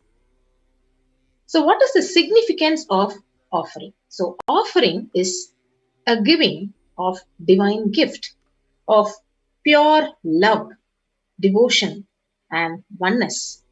And it consists of two parts. One is giving, number two is accepting. So only when the divine accepts what one offers, the offering itself becomes complete. So even if you offer, only when it is accepted by the divine, it becomes complete. That is why in the Hindu tradition, it is regarded that once the deity or once the divine accepts it, the disciple gets the complete benefit of whatever he has offered to the divine. So when an avatar lands, the offerings are purely a part of the grand Leela played out for only the purpose of enlightenment. So whatever you offer to him, it is only for the purpose of your enlightenment, to remove your karmas, burn your karmas, and drop it at his feet, so that it is not made out of any fear nor out of greed. And we will continue to know more about the significance of offering. And first we will actually enter into the Dhyana Sloka by invoking Parashakti. Induni bhaveda karabhagninayanam syat pankajavaraabhaya japakshara sarayuktam angahimabhushana vichitra vasanam syat tungamakutojjvala manonmani swarupam. Yes. So this is the Shastra Pramana from the Moola Agama of the Manonmani Dhyanam. So it says, moon-like face, holding the Vedas, the books on hand, fire in eyes with lotus flower, gracing and blessing hands, and one hand with Japamala, beautifully decorated with jeweled ornaments in wonderful clothes and shining bing crown. Her name is Manonmani. We also have one more Shastra Pramana, beautifully describes Devi Parashakti. Dhyayed Devim Trinhetram Sashini Bhavadanam Vedahastam Dadhanam Savye Padbham Varadama Parecha Bhayam Chakshamalam Divyairabharanair Vibhushitatanum Brahmadibhi Pujitam Devi Meva Manonmanim Pratidinam Kamarthadatrim Shubham. Yes. So this Dhyana Sloka is also from the Moola Agama of Manonmani Dhyanam. I meditate on Devi with 3 eyes, glowing like a moon, and hold the Veda, lotus, and gracing with blessing and gracing hands. She is wearing beautiful ornaments. She is worshipped by Brahma and other many gods, and showers auspicious boons for all the actions every day. Yes. So with that, we will move on. What is the significance of the divine element gold? So why should we offer the gold to Parashakti? So the Atharva Veda, it beautifully says, Tredha jutam janmanedam hiranyam agnerakam priyatamam babhuva somasyaikam insitasya para patata apamekam veda samreta ahuttatte hiranyam trividasya vishe. So triply born by birth in this gold from the atoms of Agni is one. It becomes dearest to Agni. One fell away from the Soma when it was heard. One they call the seed of virtuous and powerful Appa, means water molecules. Let that triple gold be for your long life. So gold is a divine element. It purifies anything it touches. It is an element of spiritual significance and great spiritual power of healing and enlightening. The vibration of gold has the power to infuse sattva energy and positive thought currents in anyone who wears and anyone who sees or operates in its vicinity. So that is the significance of the divine element gold. And gold is actually present in all the scriptures, the Vedas, the Agamas, the Shrutis, the Smritis, the Itihasas, and the Puranas. So in all Hindu scriptures, it is abundantly described that gold is most auspicious and the purest metal which purifies our being. So in the Hindu civilization, everything was built in gold, exchanged in gold. So ritual feasts were offered in golden bricks. So when one was to be saved from life-threatening illnesses, gold was offered as a ritual fee. So gold was in abundance and used for weighing equivalent amounts of commodities, including cows. So kingdoms were built with huge doors of gold. The streets would have huge columns and huge archways made of gold, and horses and cows were dressed up in gold. And Hindu civilization thrived on the banks of rivers of gold, and Indus River was called Hiranmaya, the river of gold in Rig Veda. The river Saraswati was called Hiranyavartani in Atharva Veda. So gold is the supreme element for offering gifts to the ones you love and revere. So temples are constructed and paved in gold. Deities are made in gold and decked and adorned in gold. So because it preserves the enlightenment energy for thousands of years, it lasts forever. So this is the significance of gold. So why actually the Hindu tradition, Hindu civilization is offering gold as an offering to Parashakti.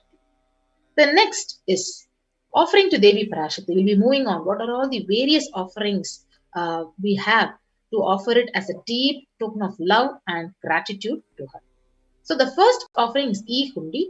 The E-Hundi offering, the Sashtra Pramana, it says, Bhakti Priya Bhakti Gamya Bhakti Vashya Bhayapaha Shambhavi Sharadharadhya Sharvani Sharmadayini. So Devi is fond of true devotion and is realized through true devotion. She can be won over through true devotion. She removes all the fears. So you can offer any amount as an E-Hundi offering, and if there is any fear in the minds of devotee, Devi is sure to remove that fear. And it is stated that Devi likes to be worshipped in autumn, and it is meant that autumn of our lives, when thoughts turn more and more inwards, the role of the divine is known and understood clearly. The need for Devi worship becomes stronger.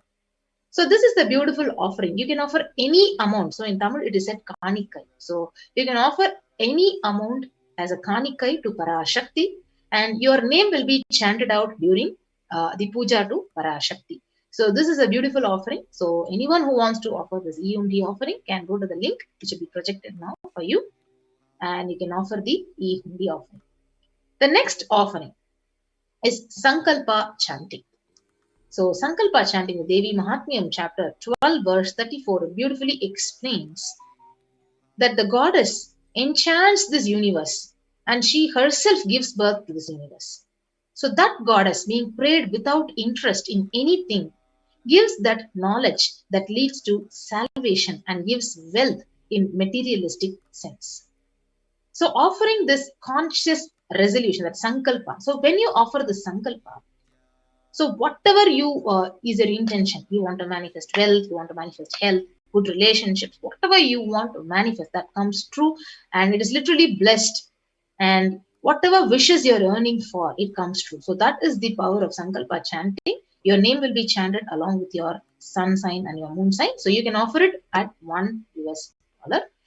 And the next offering is the offering to Devi Parashakti, the Swarna Kasu. So this is the offering of 1008 names of Devi Parashakti, and it is a very special and unique archana which is offered to the Mahameru of Devi Parashakti. So the Sahasranama Swarna Kasu, you can offer it at $75, $151 or $251. So the Lalita Sahasranama verse, it says, Nama Parayana Prita. So she who likes the repetition of her various names.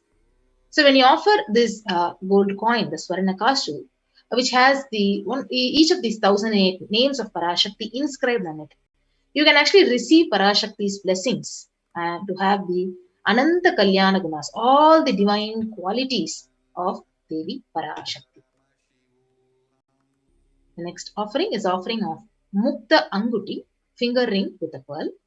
So the Meenakshi Pancharatnam, it beautifully says, Muktaharalasakirita ruchiram purnendu vaktra prabham shinjannu purakinkini manidaram padma prabhabasuram sarvabhishta falapradam girisudham vanirama sevitam meenakshim pranatosmi santatamaham karunyavaram nidhim.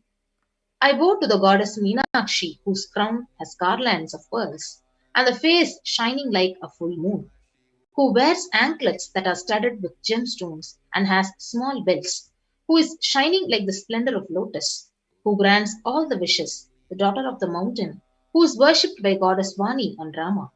I remain ever bowing to the goddess Meenakshi, the ocean of compassion. So you can offer this finger ring with pearl, the Mukta Anguti, and receive the blessings to be showered by her deep compassion, her pure love in all your business endeavors.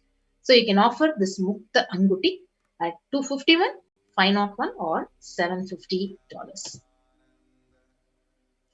The next offering is the Swarna Padma Pushpam, the golden lotus, where the Kamikagama verse beautifully says, all the kalasas should be wound around with a suitable thread and covered with new cloth.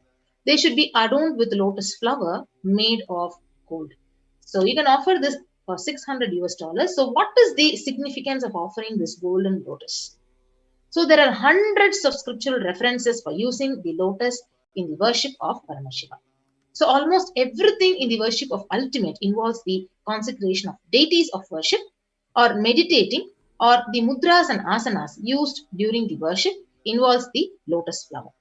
So the lotus leaf, the lotus pericarp, the lotus petal. So lotus itself is a divine flower. So the Shakti of Paramashiva is also called as lotus. Base of Paramashiva Linga is a lotus. The disciple of Paramashiva is also considered a lotus. So you can offer the golden lotus in any size you wish to, and you can receive the blessings to achieve the state, the space, the powers of Parashakti literally in your inner space, in any kind of your adverse situation in your life. So the Swarna Padma Pushpam, you can offer it at $600.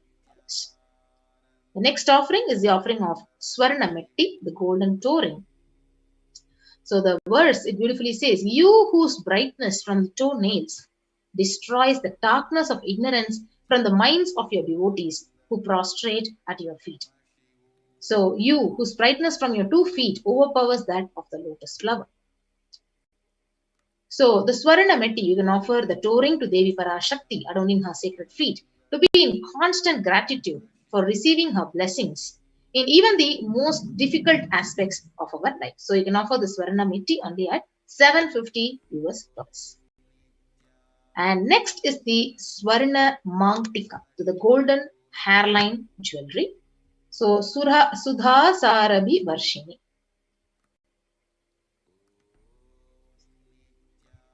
So she who makes the nectar flow in all our nerves from Sahasrara. So she who gives the very pleasant experience of the ultimate. So the Mangtika, it represents the nectar flowing from the Sahasrara chakra, which is fully open. So you can offer the Swarna Mangtika at $750.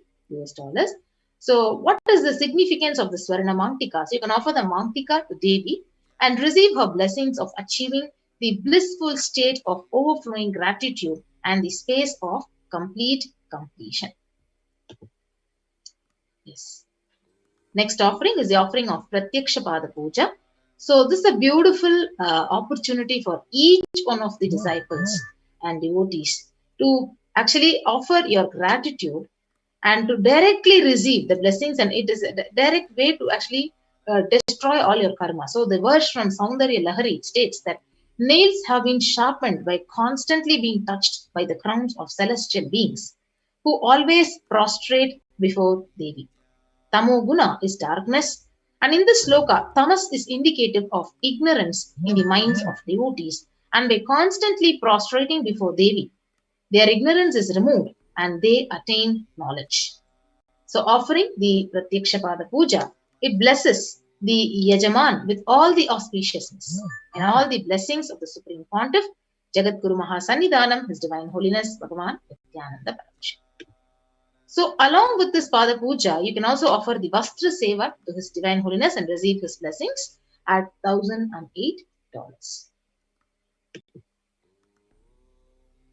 Yes.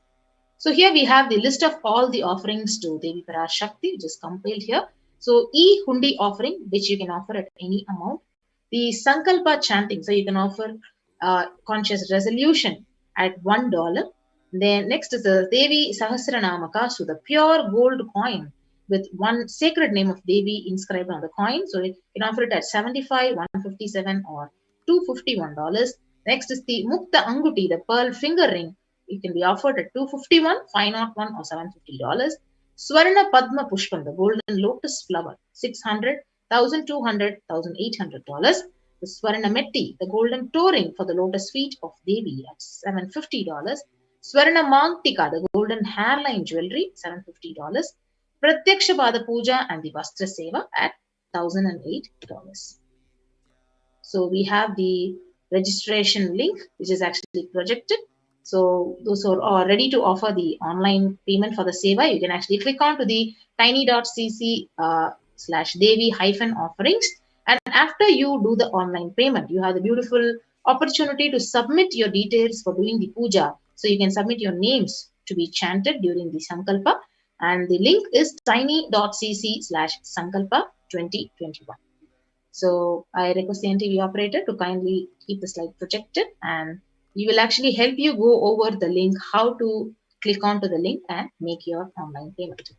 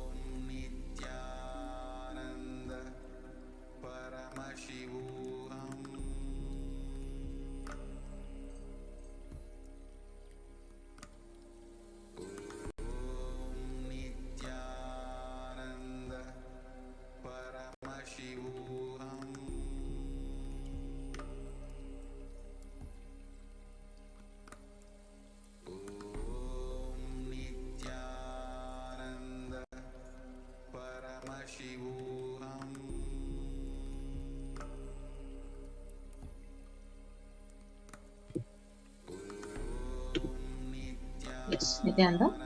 So you can actually go to the link which was projected on the screen, and when you click on to the link, you will be directed to this page, the landing page, and you can go over the page and you can actually choose an option of whichever seva you want to offer. For example, you want to offer the Vastra seva to the Supreme Pontiff and it is $1,080. You can add to the cart.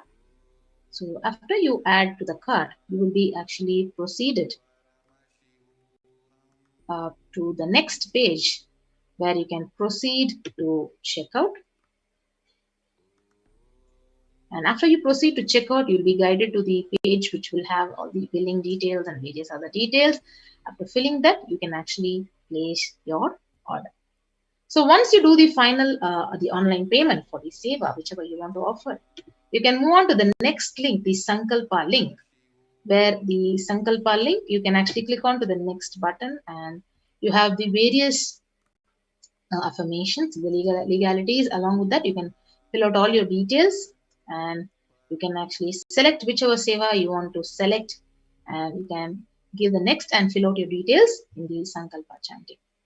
You also have a beautiful opportunity where in the live stream of the YouTube, you have the beautiful opportunity to offer your gratitude in the super sticker and super chat. So you can go to the super sticker and super chat and you can actually offer your deep gratitude in the form of whatever is available in the chat, the super sticker. So I'm seeing a lot of you posting your comments in the YouTube live chat. Yes. So with that, I give you a few minutes to go ahead and fill out whichever seva you want to offer it for the Parashakti Bhava Samadhi Darshan. Yes. So with that, we'll get back after a short break.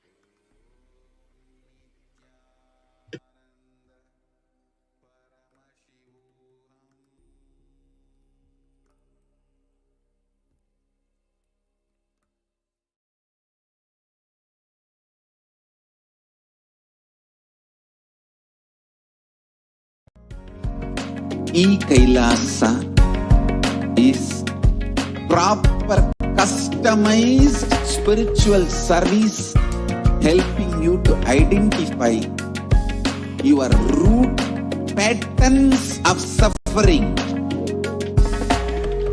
We have perfected the science of helping every individual from every cultural, religious, nationality background.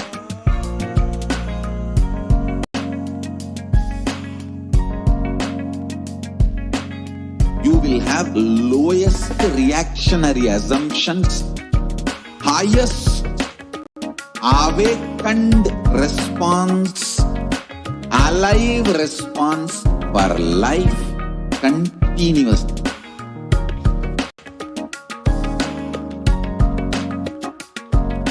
E-Kailasa is enlightenment ecosystem, literally enlightenment itself in your own home, wherever you are. Proper customized spiritual service helping you to complete with your life negativity, withdrawal from life, self-hatred, self-denial, self-doubt, so much of tiredness, laziness. We can support you, aligning your diet, your attitude, your aptitude, your understanding about life. We can help you with everything.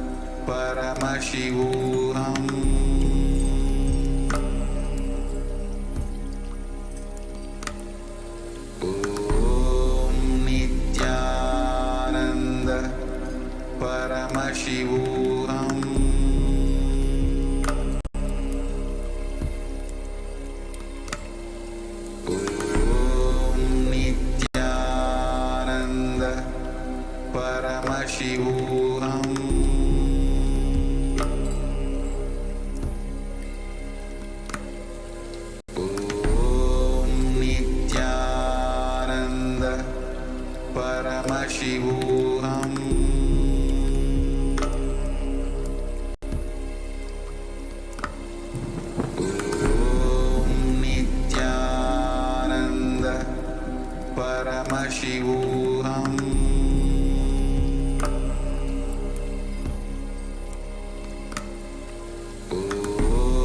Om Nityananda Paramashivam. Paramashivam.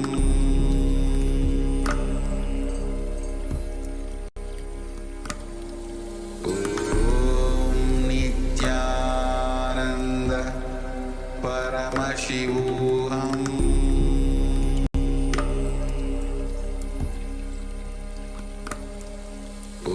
Om Nityananda Paramashivam.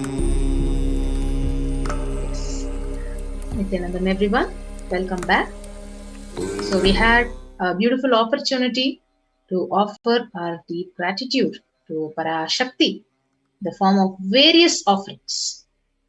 So next is the most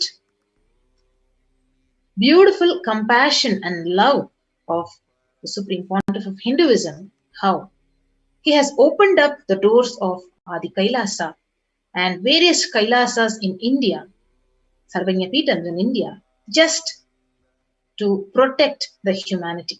So next segment we'll be actually seeing Kailasa's multi-layered quarantine opportunity for India, especially during this COVID-19 second wave, as a practical solution for health, joy, and bliss. So before that, let us watch this small video clip of revelation of Devi Parashakti on the 31st of May 2021. So she especially described about the Kirimi Bhojanam. So what is Kirimi Bhojanam hell that has opened up in India? First, let us listen to Swamiji, and then we will move on to what exactly she said, and we'll be translating whatever Devi Parashakti has said.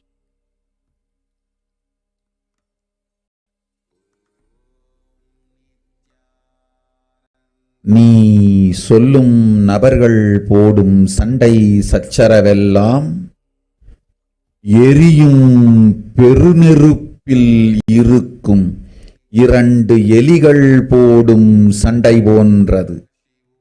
யார் சரி யார் தவறென்பது இப்பொழுது முக்கியம் அல்ல. உயிர் காத்துக் கொள்ளுங்கள், எல்லோரும் நன்றாய் புரிந்து கொள்ளுங்கள். நன்மையைச் சொல்லுகின்றேன், உண்மையைச் சொல்லுகின்றேன். இந்திய நாட்டில் இருக்கும் மக்கள் எல்லோரும் கேளுங்கள். கருட புராணத்தில் வியாசன் சொன்ன கிருமி போஜனம் என்னும் நரகம் திறந்து நேரடியாய் இந்தியா மீது இடிபோல் விழுகின்றது.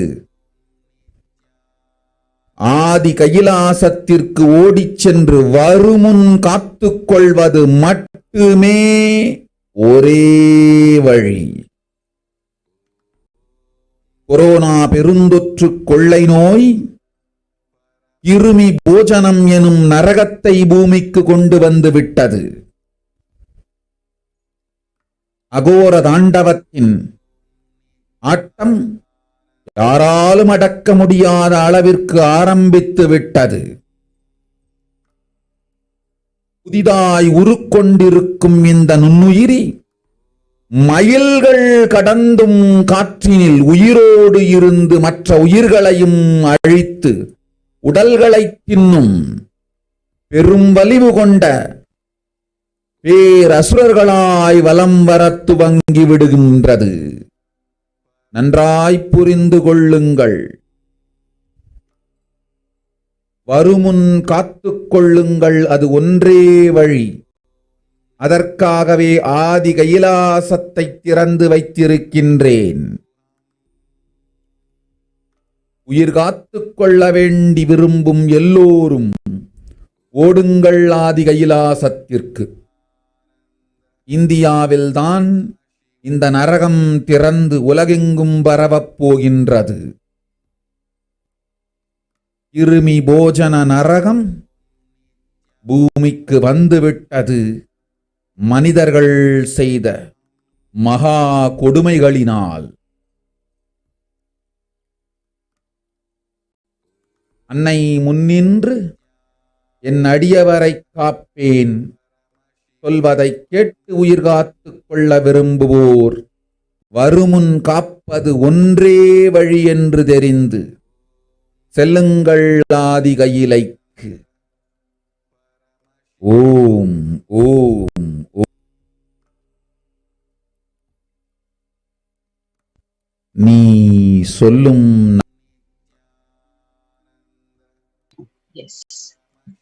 So what exactly Parashakti had revealed on the 31st of May 2021? So this is the translation. Everyone in India, all of you listen. The hell of Krimi Bhojanam that was mentioned by Vyasa in the Garuda Puranam has opened, and it is directly falling on the India as a thunder.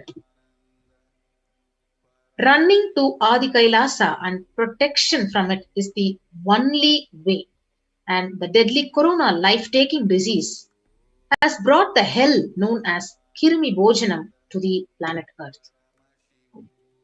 The dance of Agora Tandava, which no one could control, has started. This microorganism that has formed will be alive in air for miles together, destroying other souls. It will eat bodies.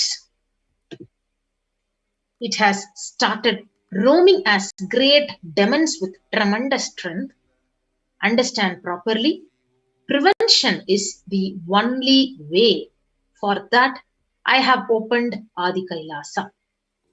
For those who want to save their lives, all of you run to Adi Kailasa. Only in India, this hell is going to open and is going to spread to the whole world.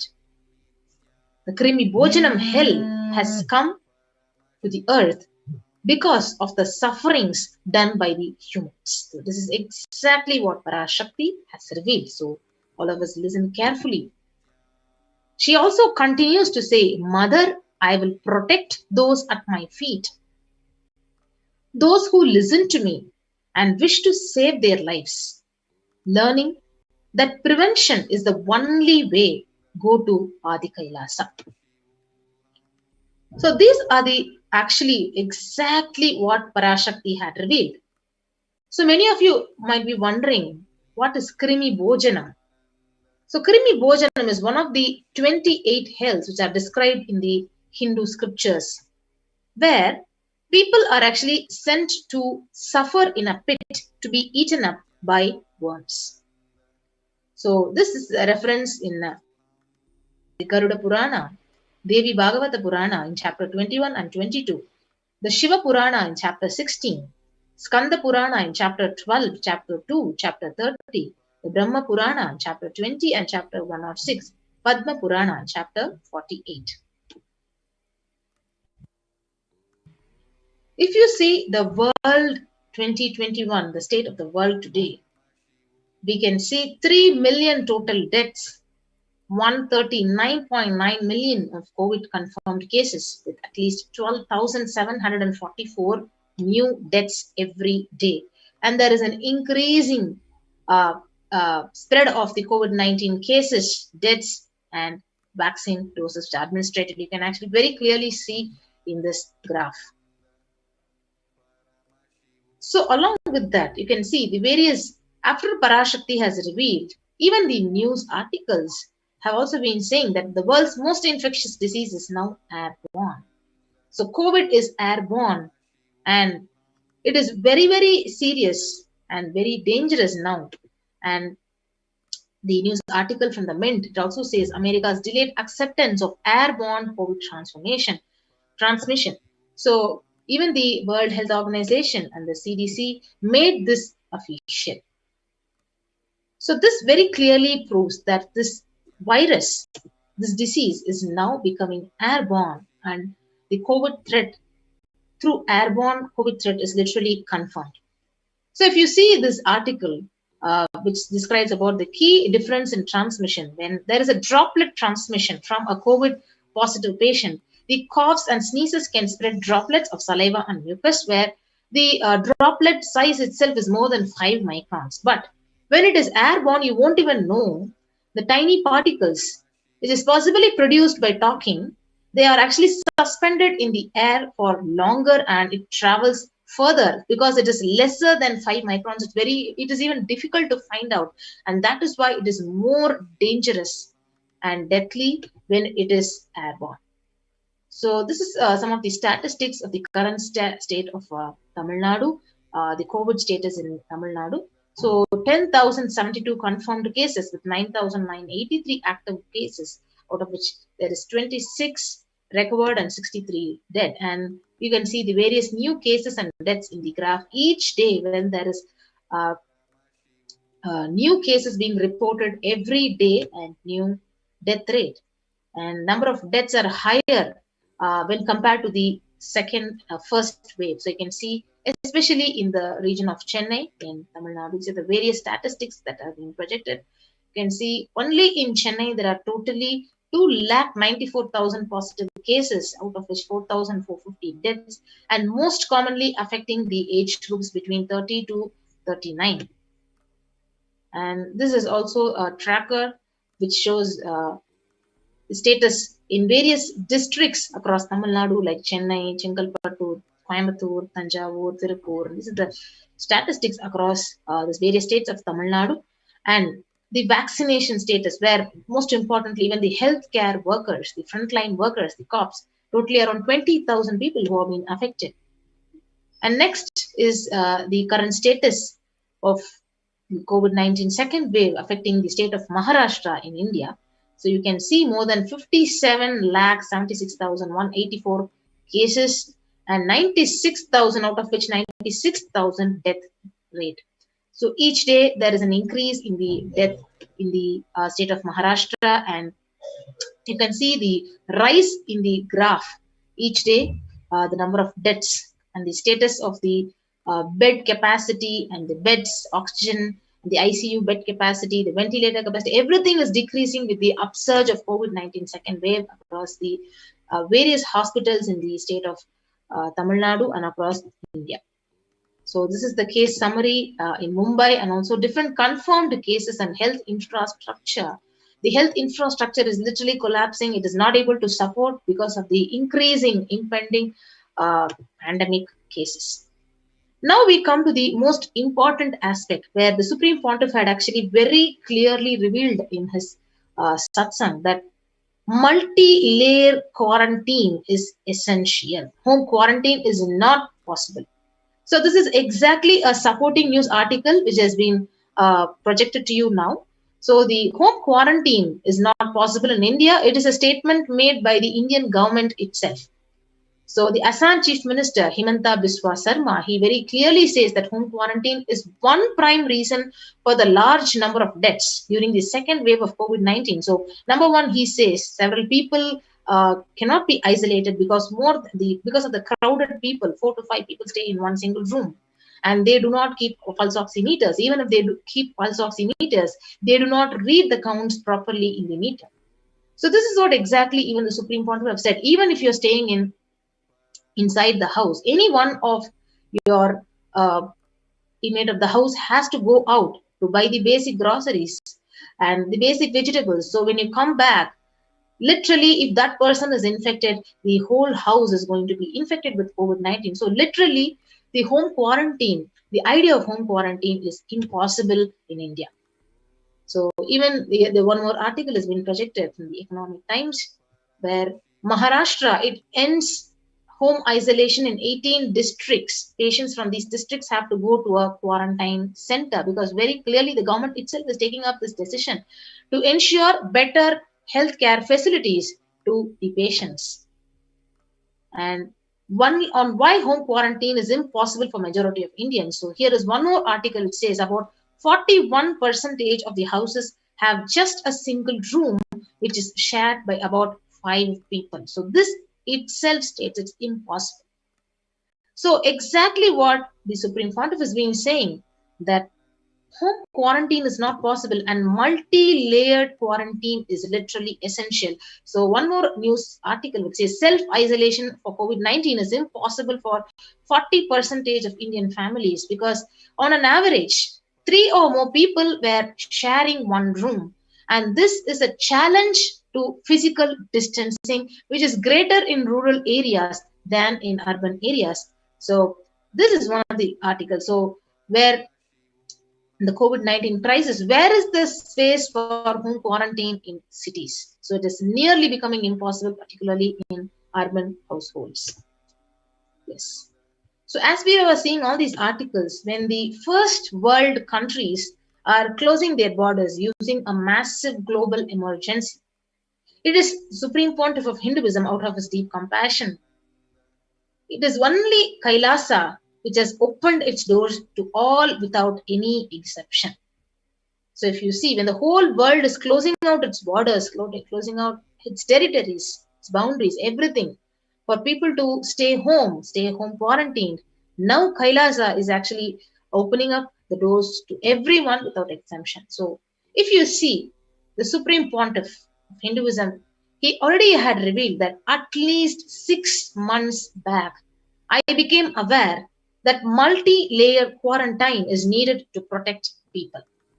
And if you are in India and you want to protect your immediate family or extended family, anyone who will listen to you, get them immediately to our campuses.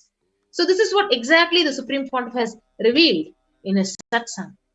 So out of his deep compassion and love for the humanity to give the best protection and preventive COVID care, he has opened up his Kailasas across India. So these are the various free COVID care centers which are opened across India. The Adi Kailasa in Bidadi, Bangalore, the Salem Adinam in Tamil Nadu, Tiruvannamalai Adinam in Tamil Nadu, Rajapalayam Adinam in Tamil Nadu, Puduvai Adinam, the Pattanam Adinam, the Siragapadi Adinam, the Sripuram Adinam, in Hyderabad, in Madurai Adinam, Avatipalayam, Erode Adinam, Hosur Adinam, and the Baroda Adinam in Gujarat. So how is Kailasa and the Supreme Court of Hinduism rushing to help India as it really finds itself difficult to protect and save the lives of various people? So number one, by multiple free COVID care centers which are opened across India, and these centers were actually displayed in the previous slide. So through various COVID care centers, giving you multi-layer quarantine, various social services offered during this pandemic in the Nithyananda ashrams across India, various spiritual services which are offered during this pandemic, and cosmic revelations by directly from Devi Parashakti on the global pandemic. So moving to what are the free social services which are offered during this pandemic in Nithyananda ashrams and various Kailasas across India. Number one is medical care.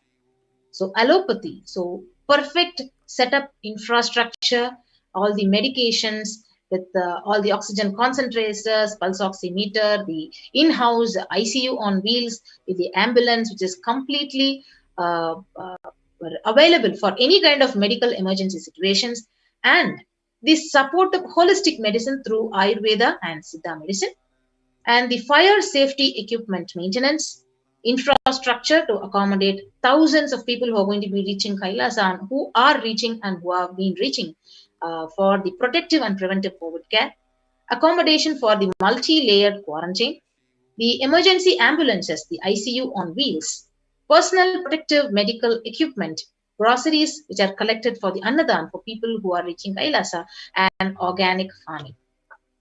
So you can actually join the COVID care protection centers which were actually listed below, and you can register through the link below with kailasa.org/Kailasa care.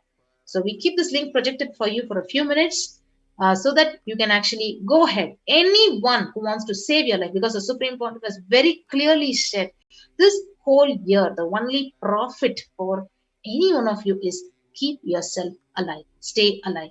Nothing, everything else, even enlightenment, is only secondary. So keep yourself alive. So you can now join any one of the COVID care protection centers immediately by registering through this link, kailasa.org/Kailasa care. So we keep this link projected for you for the next few minutes for you to sign up, and we'll get back after a short break.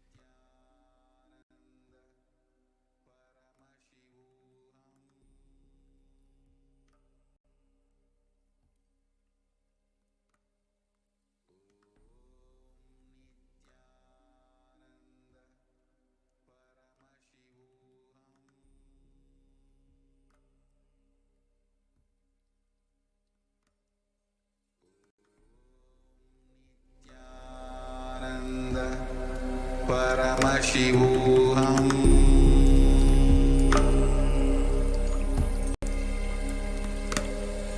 Om Nityananda Paramashivoham.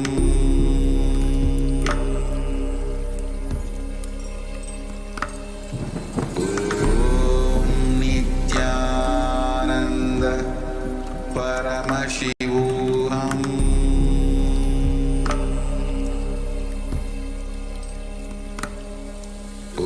Om Nityananda Paramashivoham.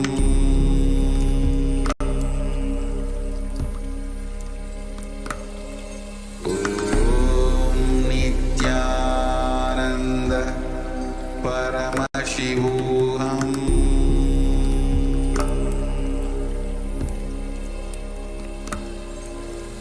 Om Nityananda Paramashivoham.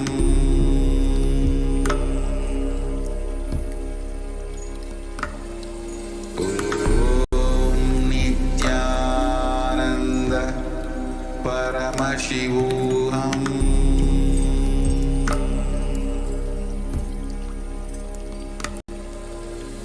Om Nityananda So with that, we will move on to the next segment Paramashivoham. of how is this multi-layered quarantine which is being offered in Adi Kailasa. So what are the various preventive precautionary measures which are being taken? So these are the glimpses from the Kailasa's Department of Health on COVID protection for the Adi Kailasa Sarvajñapita. So these are the various immune boosters and the COVID care supplements which are being procured.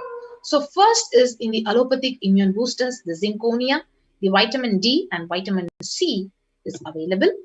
And even through Ayurvedic medicine, the immunity boosters are being provided to protect all the residents of the Adi Kailasa Sarvajñapita. So what are the immune boosters which are being given every day on a daily basis? So steaming once a day with tulsi, eucalyptus, mochi and turmeric leaves. And all these herbal leaves are taken from the healing trees which are grown in Adi Kailasa. And twice a week consumption of the Kabasura Kudini, a mixture of pepper, ginger and cloves and other ingredients extensively aimed for boosting the lungs, improving the respiratory system and treating infectious conditions such as cough, cold and fever. And the Nilavembu Kudini to be taken once a week, the Agasthyar Legium 5 days, Kalisadi Vatakam 3 to 4 tablets per day for 5 days, the Indu Ghanta Kashayam and Amrutottara Kashayam both for 5 days, 1 teaspoon with 50 ml of warm water. So each of these immune boosters are given to each and every resident of Kailasa and those who are actually reaching Kailasa out of deep compassion. So this is the utmost protection anybody can receive if you are in the multi-layered quarantine inside the Adi Kailasa Sarvajñapita. So the next is Sudarshana Gulika once every 5 days. Next is gargling with salt and turmeric twice a day. And apart from that, a very beautiful spiritual routine of Panchakriya, cleansing and detoxing your body. Haritaki, having Haritaki, castor oil, neem juice, and the Prathama Vinyasa Krama, yoga, Trinetra Kumbhaka Pranayama, and the puja. Yes. So now we'll move on to the basic sanitization and the safety practices which are actually ensured in the Adi Kailasa. So disposal of soiled bags, infected material, and non-biodegradables which are done through incineration. The RO water systems for drinking water. Cleansing and sanitization of overhead tanks. Regular de-weeding, maintenance, and repair of electrical circuits. The communication facilities are actually in place for the safety of the residents and the compost pit filling with biodegradables. Yes, so many of you will be having a doubt. So how is, what is the diagnosis, the quarantine methodology which has been adopted in the Adi Kailasa Sarvajñapita? So once you want to actually reach Adi Kailasa or any one of these Kailasas which are listed, so you can actually sign up in the link which is projected. And then you need to take an RT-PCR test and get the report of the test. So immediately upon arrival on the campus, you will be quarantined for 15 days. And then the swab test, the RT-PCR will be repeated on you during your quarantine period on the 5th day. And all the food handlers will be wearing masks, gloves, and keeping up the social distancing. And the disposal of waste food to be done with the glove and masks. And the gloves and masks in turn will be actually disposed by incineration. So in case of any emergency, so there are protective kits which are already available, ready at hand to take the COVID positive patient to hospital.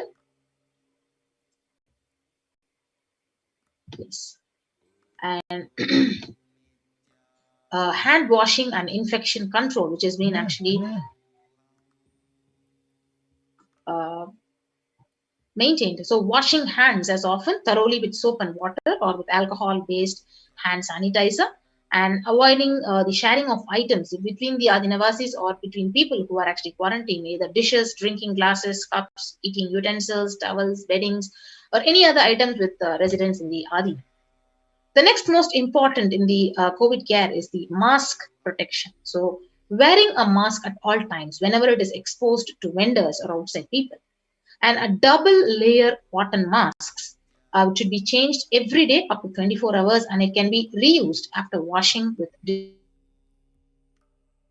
wet by saliva or your sweat, so you can change it and wear a dry mask. So the wet mask can be stored in a sealed plastic cover, washed with detergent, and it can be reused later. So you can see the N95 mask, which has been actually prescribed for this COVID second wave, is being actually given to each and every Adinavasi. Next, most important is the face shield for the people who are handling the vendors and outsiders, especially when they are in the first line of quarantine. So the first face shield will be provided as an extra protective care for the people at the gate who are interacting with the vendors. So they will be given sanitizer, hand washing, regular steaming, the preventive kashayams, the turmeric saltwater gargling, and bathing with washing of clothes with history of any exposure. So if they have any symptoms like cough or fever or difficulty in breathing, they will be immediately informed by the medical team and the care will be taken. So now we have these standard operating procedures, the quarantine rules. So what is the first line of quarantine? So people in the first circle who are at the gate, who are actually in contact with the vendors, so their area of stay will be confined to the outermost area where the communication with the outside world is happening. So they will be staying in a well-ventilated single room with an attached separate toilet facilities. And they will not anyways come in contact with the inmates of the campus. So especially elderly people, especially pregnant women, children, and people with comorbidities like hypertension, diabetes, heart problem, asthma. So his movement inside the campus will be restricted within the area or room. That is the first line of quarantine. And after that, any package delivery which is actually reaching the Adi Kailasa or any campus, see, all the parcels will be received at the gate. They will be sanitized, they sprayed with a disinfectant. And every delivery will be contactless. Even if the vendor comes, it will be contactless delivery. So wearing of face masks, hand gloves will be mandatory. And optionally, the product will be actually left in a protected and isolated place, and there will be a contactless delivery. And the outer packaging of the item, the product, will be disposed before even it enters inside the campus. And the packages will be actually literally quarantined before being delivered to the concerned authorities. And all the delivery bags, boxes, and containers will be thrown away after transferring the items to the respective places. And the surfaces of the package will be actually cleaned with a simple disinfectant and left to dry. And all the hands, all the people who are handling these packages will be thoroughly washed with soap, water, and antibacterial solution to prevent any contamination and transmission. And all the mailed packaged products, the non-perishable, it will be left outside for 24 hours before using them. And the disinfection with sodium hypochlorite, bleach, or chlorine will be used with 1 teaspoon of bleaching powder in 3 cups, and alcohol at 70 to 90% will also be used for the surface disinfection. The clothes will be washed separately with detergent and dried, and sharing of items strictly prohibited, and this will prevent the spread of the virus. So these are the various standard operating methodologies which will be followed, which are followed in Adi Kailasa and various Kailasas. So what are the warning signs? So if you have fever for more than 5 days, fever returns in the second wave after having been afebrile for a day or two. Fever is more than 101 degree Fahrenheit after the fourth day. The resting heart rate is more than 110. You have breathlessness and tightness in the chest. And the oxygen saturation is less than 94% when it is actually read on the pulse oximeter. And every participant will also be actually guided to a 6-minute walk test, which is like the saturation rate will be recorded before and after you're walking briskly for 6 minutes. So if the oxygen saturation, it falls more than 3%, it is not favorable. And if it is less than 94%, it is also not good. So these are the various warning signs, and these specific COVID care will also be taken if any of these warning signs are actually seen in the Adinavasi or in the people who reach Kailasa, the quarantined people, and relentless cough, continuous coughing. So if you see all these beautiful multi-layer quarantine COVID care measures, you can see the literal compassion. And the whole world has closed out due to this impending pandemic on the humanity. And people don't know what to do. Even home quarantine is impossible. Even the government has declared. Now Kailasa, the Supreme Pontiff, has, out of compassion, has opened up the doors with all the infrastructure available to protect yourself and prevent the second wave of COVID, and not only that, prevent and save your life from the third wave of COVID. So you can see the in-campus ambulance, which is completely equipped with all the pulse oximeters and everything which is necessary, even if there is any kind of an emergency situation. The second line of quarantine. So now we move to the second line of quarantine. So prevention is the best medicine. So people who come in as newly will be given a separate room. So once you enter Adi Kailas, you'll be given a separate room with separate toilet facility, and under no circumstance you will be allowed to exit the room. And the designated quarantine person picks up the food. So you will be allotted a person who will be giving you the food, and he will picks up the food after the person who serves the food is at a safe distance of 6 feet, and the food will be placed outside the door. And when you're in quarantine, so your temperature will be monitored, your pulse rate, your oxygen saturation levels will be monitored every day once, and more often if you are symptomatic, you'll be actually monitored more, and you'll be given the medications if you're symptomatic with the temperature more than 99 degree Fahrenheit, with good hydration, giving you nutritious diet, steam inhalation twice a day, salt and turmeric hot water gargling twice daily. And you will be given Ayurvedic and Siddha medication as per instructions. And if you have any symptoms and it is worsening, for specific management, the medical team will be contacted with further consultation, investigations, and you will be given the treatment. And you will be continue to take your medications if you already have blood sugar, if you already have blood pressure or any kind of a heart ailment and you're taking medications for that, you will also be asked to continue the medications. And if the conditions are at higher risk, then the medical team will be consulted and you will be taken care of that. So the residents on medication will be asked to bring 2 months of the supply of the medication till the campus is able to organize the medications for you. And you'll be asked to take long, deep breaths, pranayama, lying in a prone position as much as possible so that the lung expands as well. Yes. So now, so when you are asymptomatic, when you don't have any symptoms, you will come out of quarantine after 15 days, and the test will not be repeated if you're clinically well and there is no symptoms in you. And if at all you are symptomatic, there are symptoms persisting in you, you will need to be retested and you will need a medical opinion, and necessary investigations and treatment methodologies will be taken care. Yes. So in the second line of quarantine, these are the common symptoms which will be looked out for. Number 1 is fever, sore throat, fatigue, which is excess tiredness, cough, mostly dry or wet cough in some people, body aches, headache, loose stools and vomiting, loss of sense of smell, loss of sense of taste, exhaustion, giddiness, and fainting. So if you actually see all these previously mentioned symptoms will be provided with immediate evaluation and hospital care. if you are symptomatic. So early detection of these warning signs and identifying the timeline is very, very crucial for better outcome.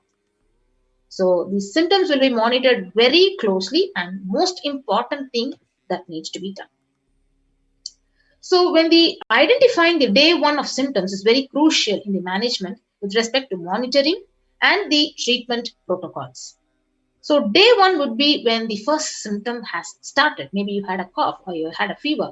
So investigation will actually start on for identifying the possible source of contact. So all the people who have come in close contact the past 3 to 6 feet range with the primary case in last 3 days, they will be isolated and monitored for the symptoms as well. And infectivity starts in 3 days before the onset of symptoms. And the infected person actually literally sheds the virus till 9 days. So till 15 days, why is the first layer of quarantine is done? Because till 9 days, the virus is active inside of you. And any of the above symptoms in various combinations, it signals the possibility of COVID. So even though the same symptoms can happen with any viral infection in a pandemic, it is to be considered as possible diagnosis until proven otherwise. So any rare presentations like rash on the body, bluish discoloration of the fingers and toes, sudden onset of breathlessness, heart attack, strokes, paralysis of the limbs. So any suspect case will be isolated immediately. Yes. So an RT-PCR test will be taken if you are symptomatic immediately, and the contacts whoever has come in contact with the person will be monitored for symptoms and will be tested if there are any symptoms are showing up, or else to wait for 5 days if they continue to be asymptomatic. So we can actually differentiate between it is a symptom of a normal fever or symptom of fever because of COVID. And a negative report will ensure that you can move into the community. So each of the groups, the group which is quarantined will be actually taken care by one of the leads, which is assigned by the medical team. So only that assigned member will be tasked of taking care of the quarantined person. So he will be using all the COVID care measures like using masks, social distancing, sanitizing, cleaning the surfaces, and when he's handling any soiled linen of the quarantined individuals. So he'll be actually following all these measures.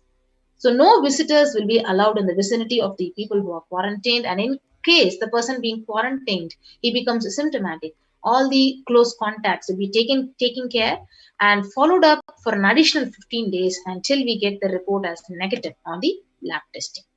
So these are the various things which will actually are followed in Adi Kailasas. We have a lot of people who have reached the Kailash and various Kailasas in India. So what is the environmental sanitization that is being taken care? So clean and disinfect frequently touched surfaces in the quarantined person's room. Like when you're quarantined, your room will be completely disinfected. Toilet surfaces will be disinfected with a well-built solution. Your clothes and other linen will be separately disinfected. So these are the various measures and methodologies which are actually taken care in Adi Kailasa Sarvagna Peetham. So the Adinavasis and the various devotees and disciples who are coming into the campus must take the following medical tests. So the test will be now projected to you, and the results should be sent to our medical in charge, Dr. Ma Santana Lakshmi. You can email it to her at ma.santanalakshmi@nithyanandauniversity.org. And the results will also be reviewed by the medical team at the ASJP Female Campus, Dr. Ratna Niranjana, Santana Lakshmi, and Ma Chandravidya. So what are all the medical tests you need to be taking along with your RT-PCR test is a complete blood count with peripheral smear, blood group type, fasting and postprandial blood sugar, your renal function tests, blood urea and serum creatinine, VDRL test, HbSAg, your HIV, thyroid functions, the serum T3, T4 and TSH, ECG, liver function test and the lipid profile test. So these are the various medical tests you need to take before you reach Lhasa, and you need to get your RT-PCR test for the COVID-19 taken 2 days before that, at least 48 hours before coming into the campus, and you have to send it to the email address which is actually mentioned here to get your clearance before you enter into the campus. So once the test results are actually reviewed by the medical team, it will communicate to the administration of the respective Adhinam, and you can reach the campus as mentioned based on your reply. So once communicated, so you should come to the Adhinam within 24 to 48 hours of the test. And if there are any pre-existing medical issues that you are actually already having blood pressure or diabetes or any other chronic diseases or any comorbid situation, you can also bring in your recent reports and prescription from your attending doctor. And a medical form will need to be filled in by all the new occupants when you reach the campus, and a legal disclaimer will also be required to be signed. So once you reach the campus, all of you will be quarantined for 15 days and you'll be monitored for any kind of a temperature rise, oxygen status using the pulse oximeter and other symptoms during the period of your quarantine. And anyone, if you're symptomatic, then you will be reported, you'll be isolated, and the designated quarantine person will be responsible to monitor your pulse with the pulse oximeter and temperature every day, and based on that, your reports will be carried out. So the equipment, whichever will be given to the quarantine team, it will be sanitized after every use by each and every person, and the knowledge for the same will be given to the medical team. And all your recordings, your reports will be reviewed by the medical team every day. And during the quarantine period, you will be given certain Ayurvedic and Siddha preparations and steaming twice daily, saline and turmeric water gargle, and other immune boosters, which we had already mentioned, also will be given to you as the caregivers has to be, and everything will be followed very strictly. So what are the other rules and regulations? Once you finish your period of quarantine after 15 days, then you can be out of quarantine and you can become a part of the community living in the Adhinam. But the basic guidelines which are actually followed in the Adhinam will be maintained, like smoking, drinking, drug, substance abuse will be strictly prohibited. Consumption of non-vegetarian food is strictly prohibited. Illicit sex is strictly prohibited. And following the basic etiquette like wearing traditional Indian clothing, personal and environmental cleanliness, and hygiene. Yes. So the next, once you reach the Adhinam after your quarantine, how is the sanitation and of the Adhinam maintained? So the following measures will help prevent in the spread of infections like any kind of a small cold or flu or stomach bugs. So make sure, like we will ensure that all the places are clean, and like desks, the tables which are used by people, the telephones, the keyboards, everything will be wiped with a disinfectant and ensure that it is clean and hygienic. And regular hand washing will be promoted for Adhinavasis and those who have reached Kailasa, and keeping sanitizing hand rub dispensers in prominent places around the workspace, and making sure that these dispensers are also regularly refilled, and the display posters promoting the hand washing, like washing kills the virus on your hand and prevents the spread of infection. So promoting good respiratory hygiene in the workplace, display posters promoting respiratory hygiene. Good respiratory hygiene prevents the spread of infection. So anyone with mild cough or low-grade fever, they say they will be monitored by the health personnel with isolation, and even if the symptoms are mild, and they will be given the surgical masks like N95 face masks in their quarantine room, and medications like paracetamol, acetaminophen, ibuprofen may be given, and ensure and pre-order the sufficient supplies and materials including masks, tissues, and hand sanitizers for all the inmates. So in case of any emergency, those who have reached Kailasa, or emergency for the Adhinavasi to leave the campus, so these are the various travel precautions would be taken. So mostly the travel outside the campus will be discussed with the medical department, and nobody can leave the campus without any proper approval. So the plan will be like it should cover putting the ill person in an area where they are isolated from others, and the local health authorities will be notified, and the medical team will have a working relationship with a good hospital, adjacent hospital, for any case of a medical emergency. And emergency contact numbers of the hospital would be noted down, would be given to all the medical team members and the admins for any kind of an immediate reference. So now you can see the picture of oxygen concentrators, which are actually completely and fully equipped in our campuses in Kailasa, especially in Adi Kailasa Sarvajna Peetham, to handle any kind of an emergency medical situation. Yes. So now, in this most impending condition of COVID-19 second wave, the pandemic, which is affecting the people at large and taking away the lives of lakhs of people, especially in India, the Supreme Pontiff, out of his deep compassion and love, has opened up the doors of Kailasa just only to protect our lives. So he doesn't have any other vested interest in it. So just to save your life and protect yourself, he has given this huge opportunity for humanity. And you can join any one of our COVID care protection centers and register through the link below. So kailasa.org/Kailasa Care. And you can also post your comments in the YouTube live chat. Any of your questions or doubts or any comments, you can post it in the YouTube live chat. So we will keep this link projected for you for the next few minutes.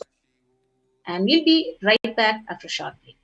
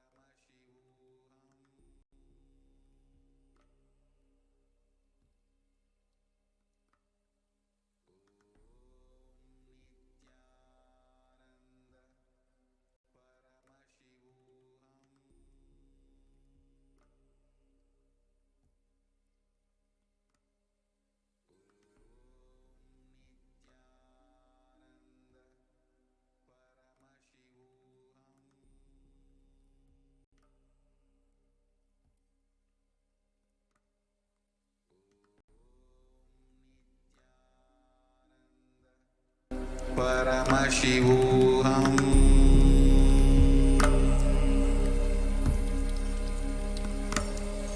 Om Nityananda Paramashivoham.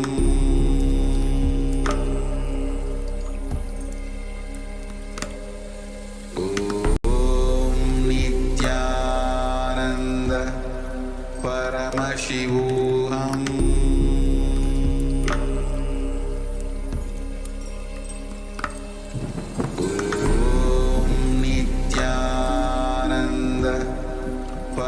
Paramashivoham.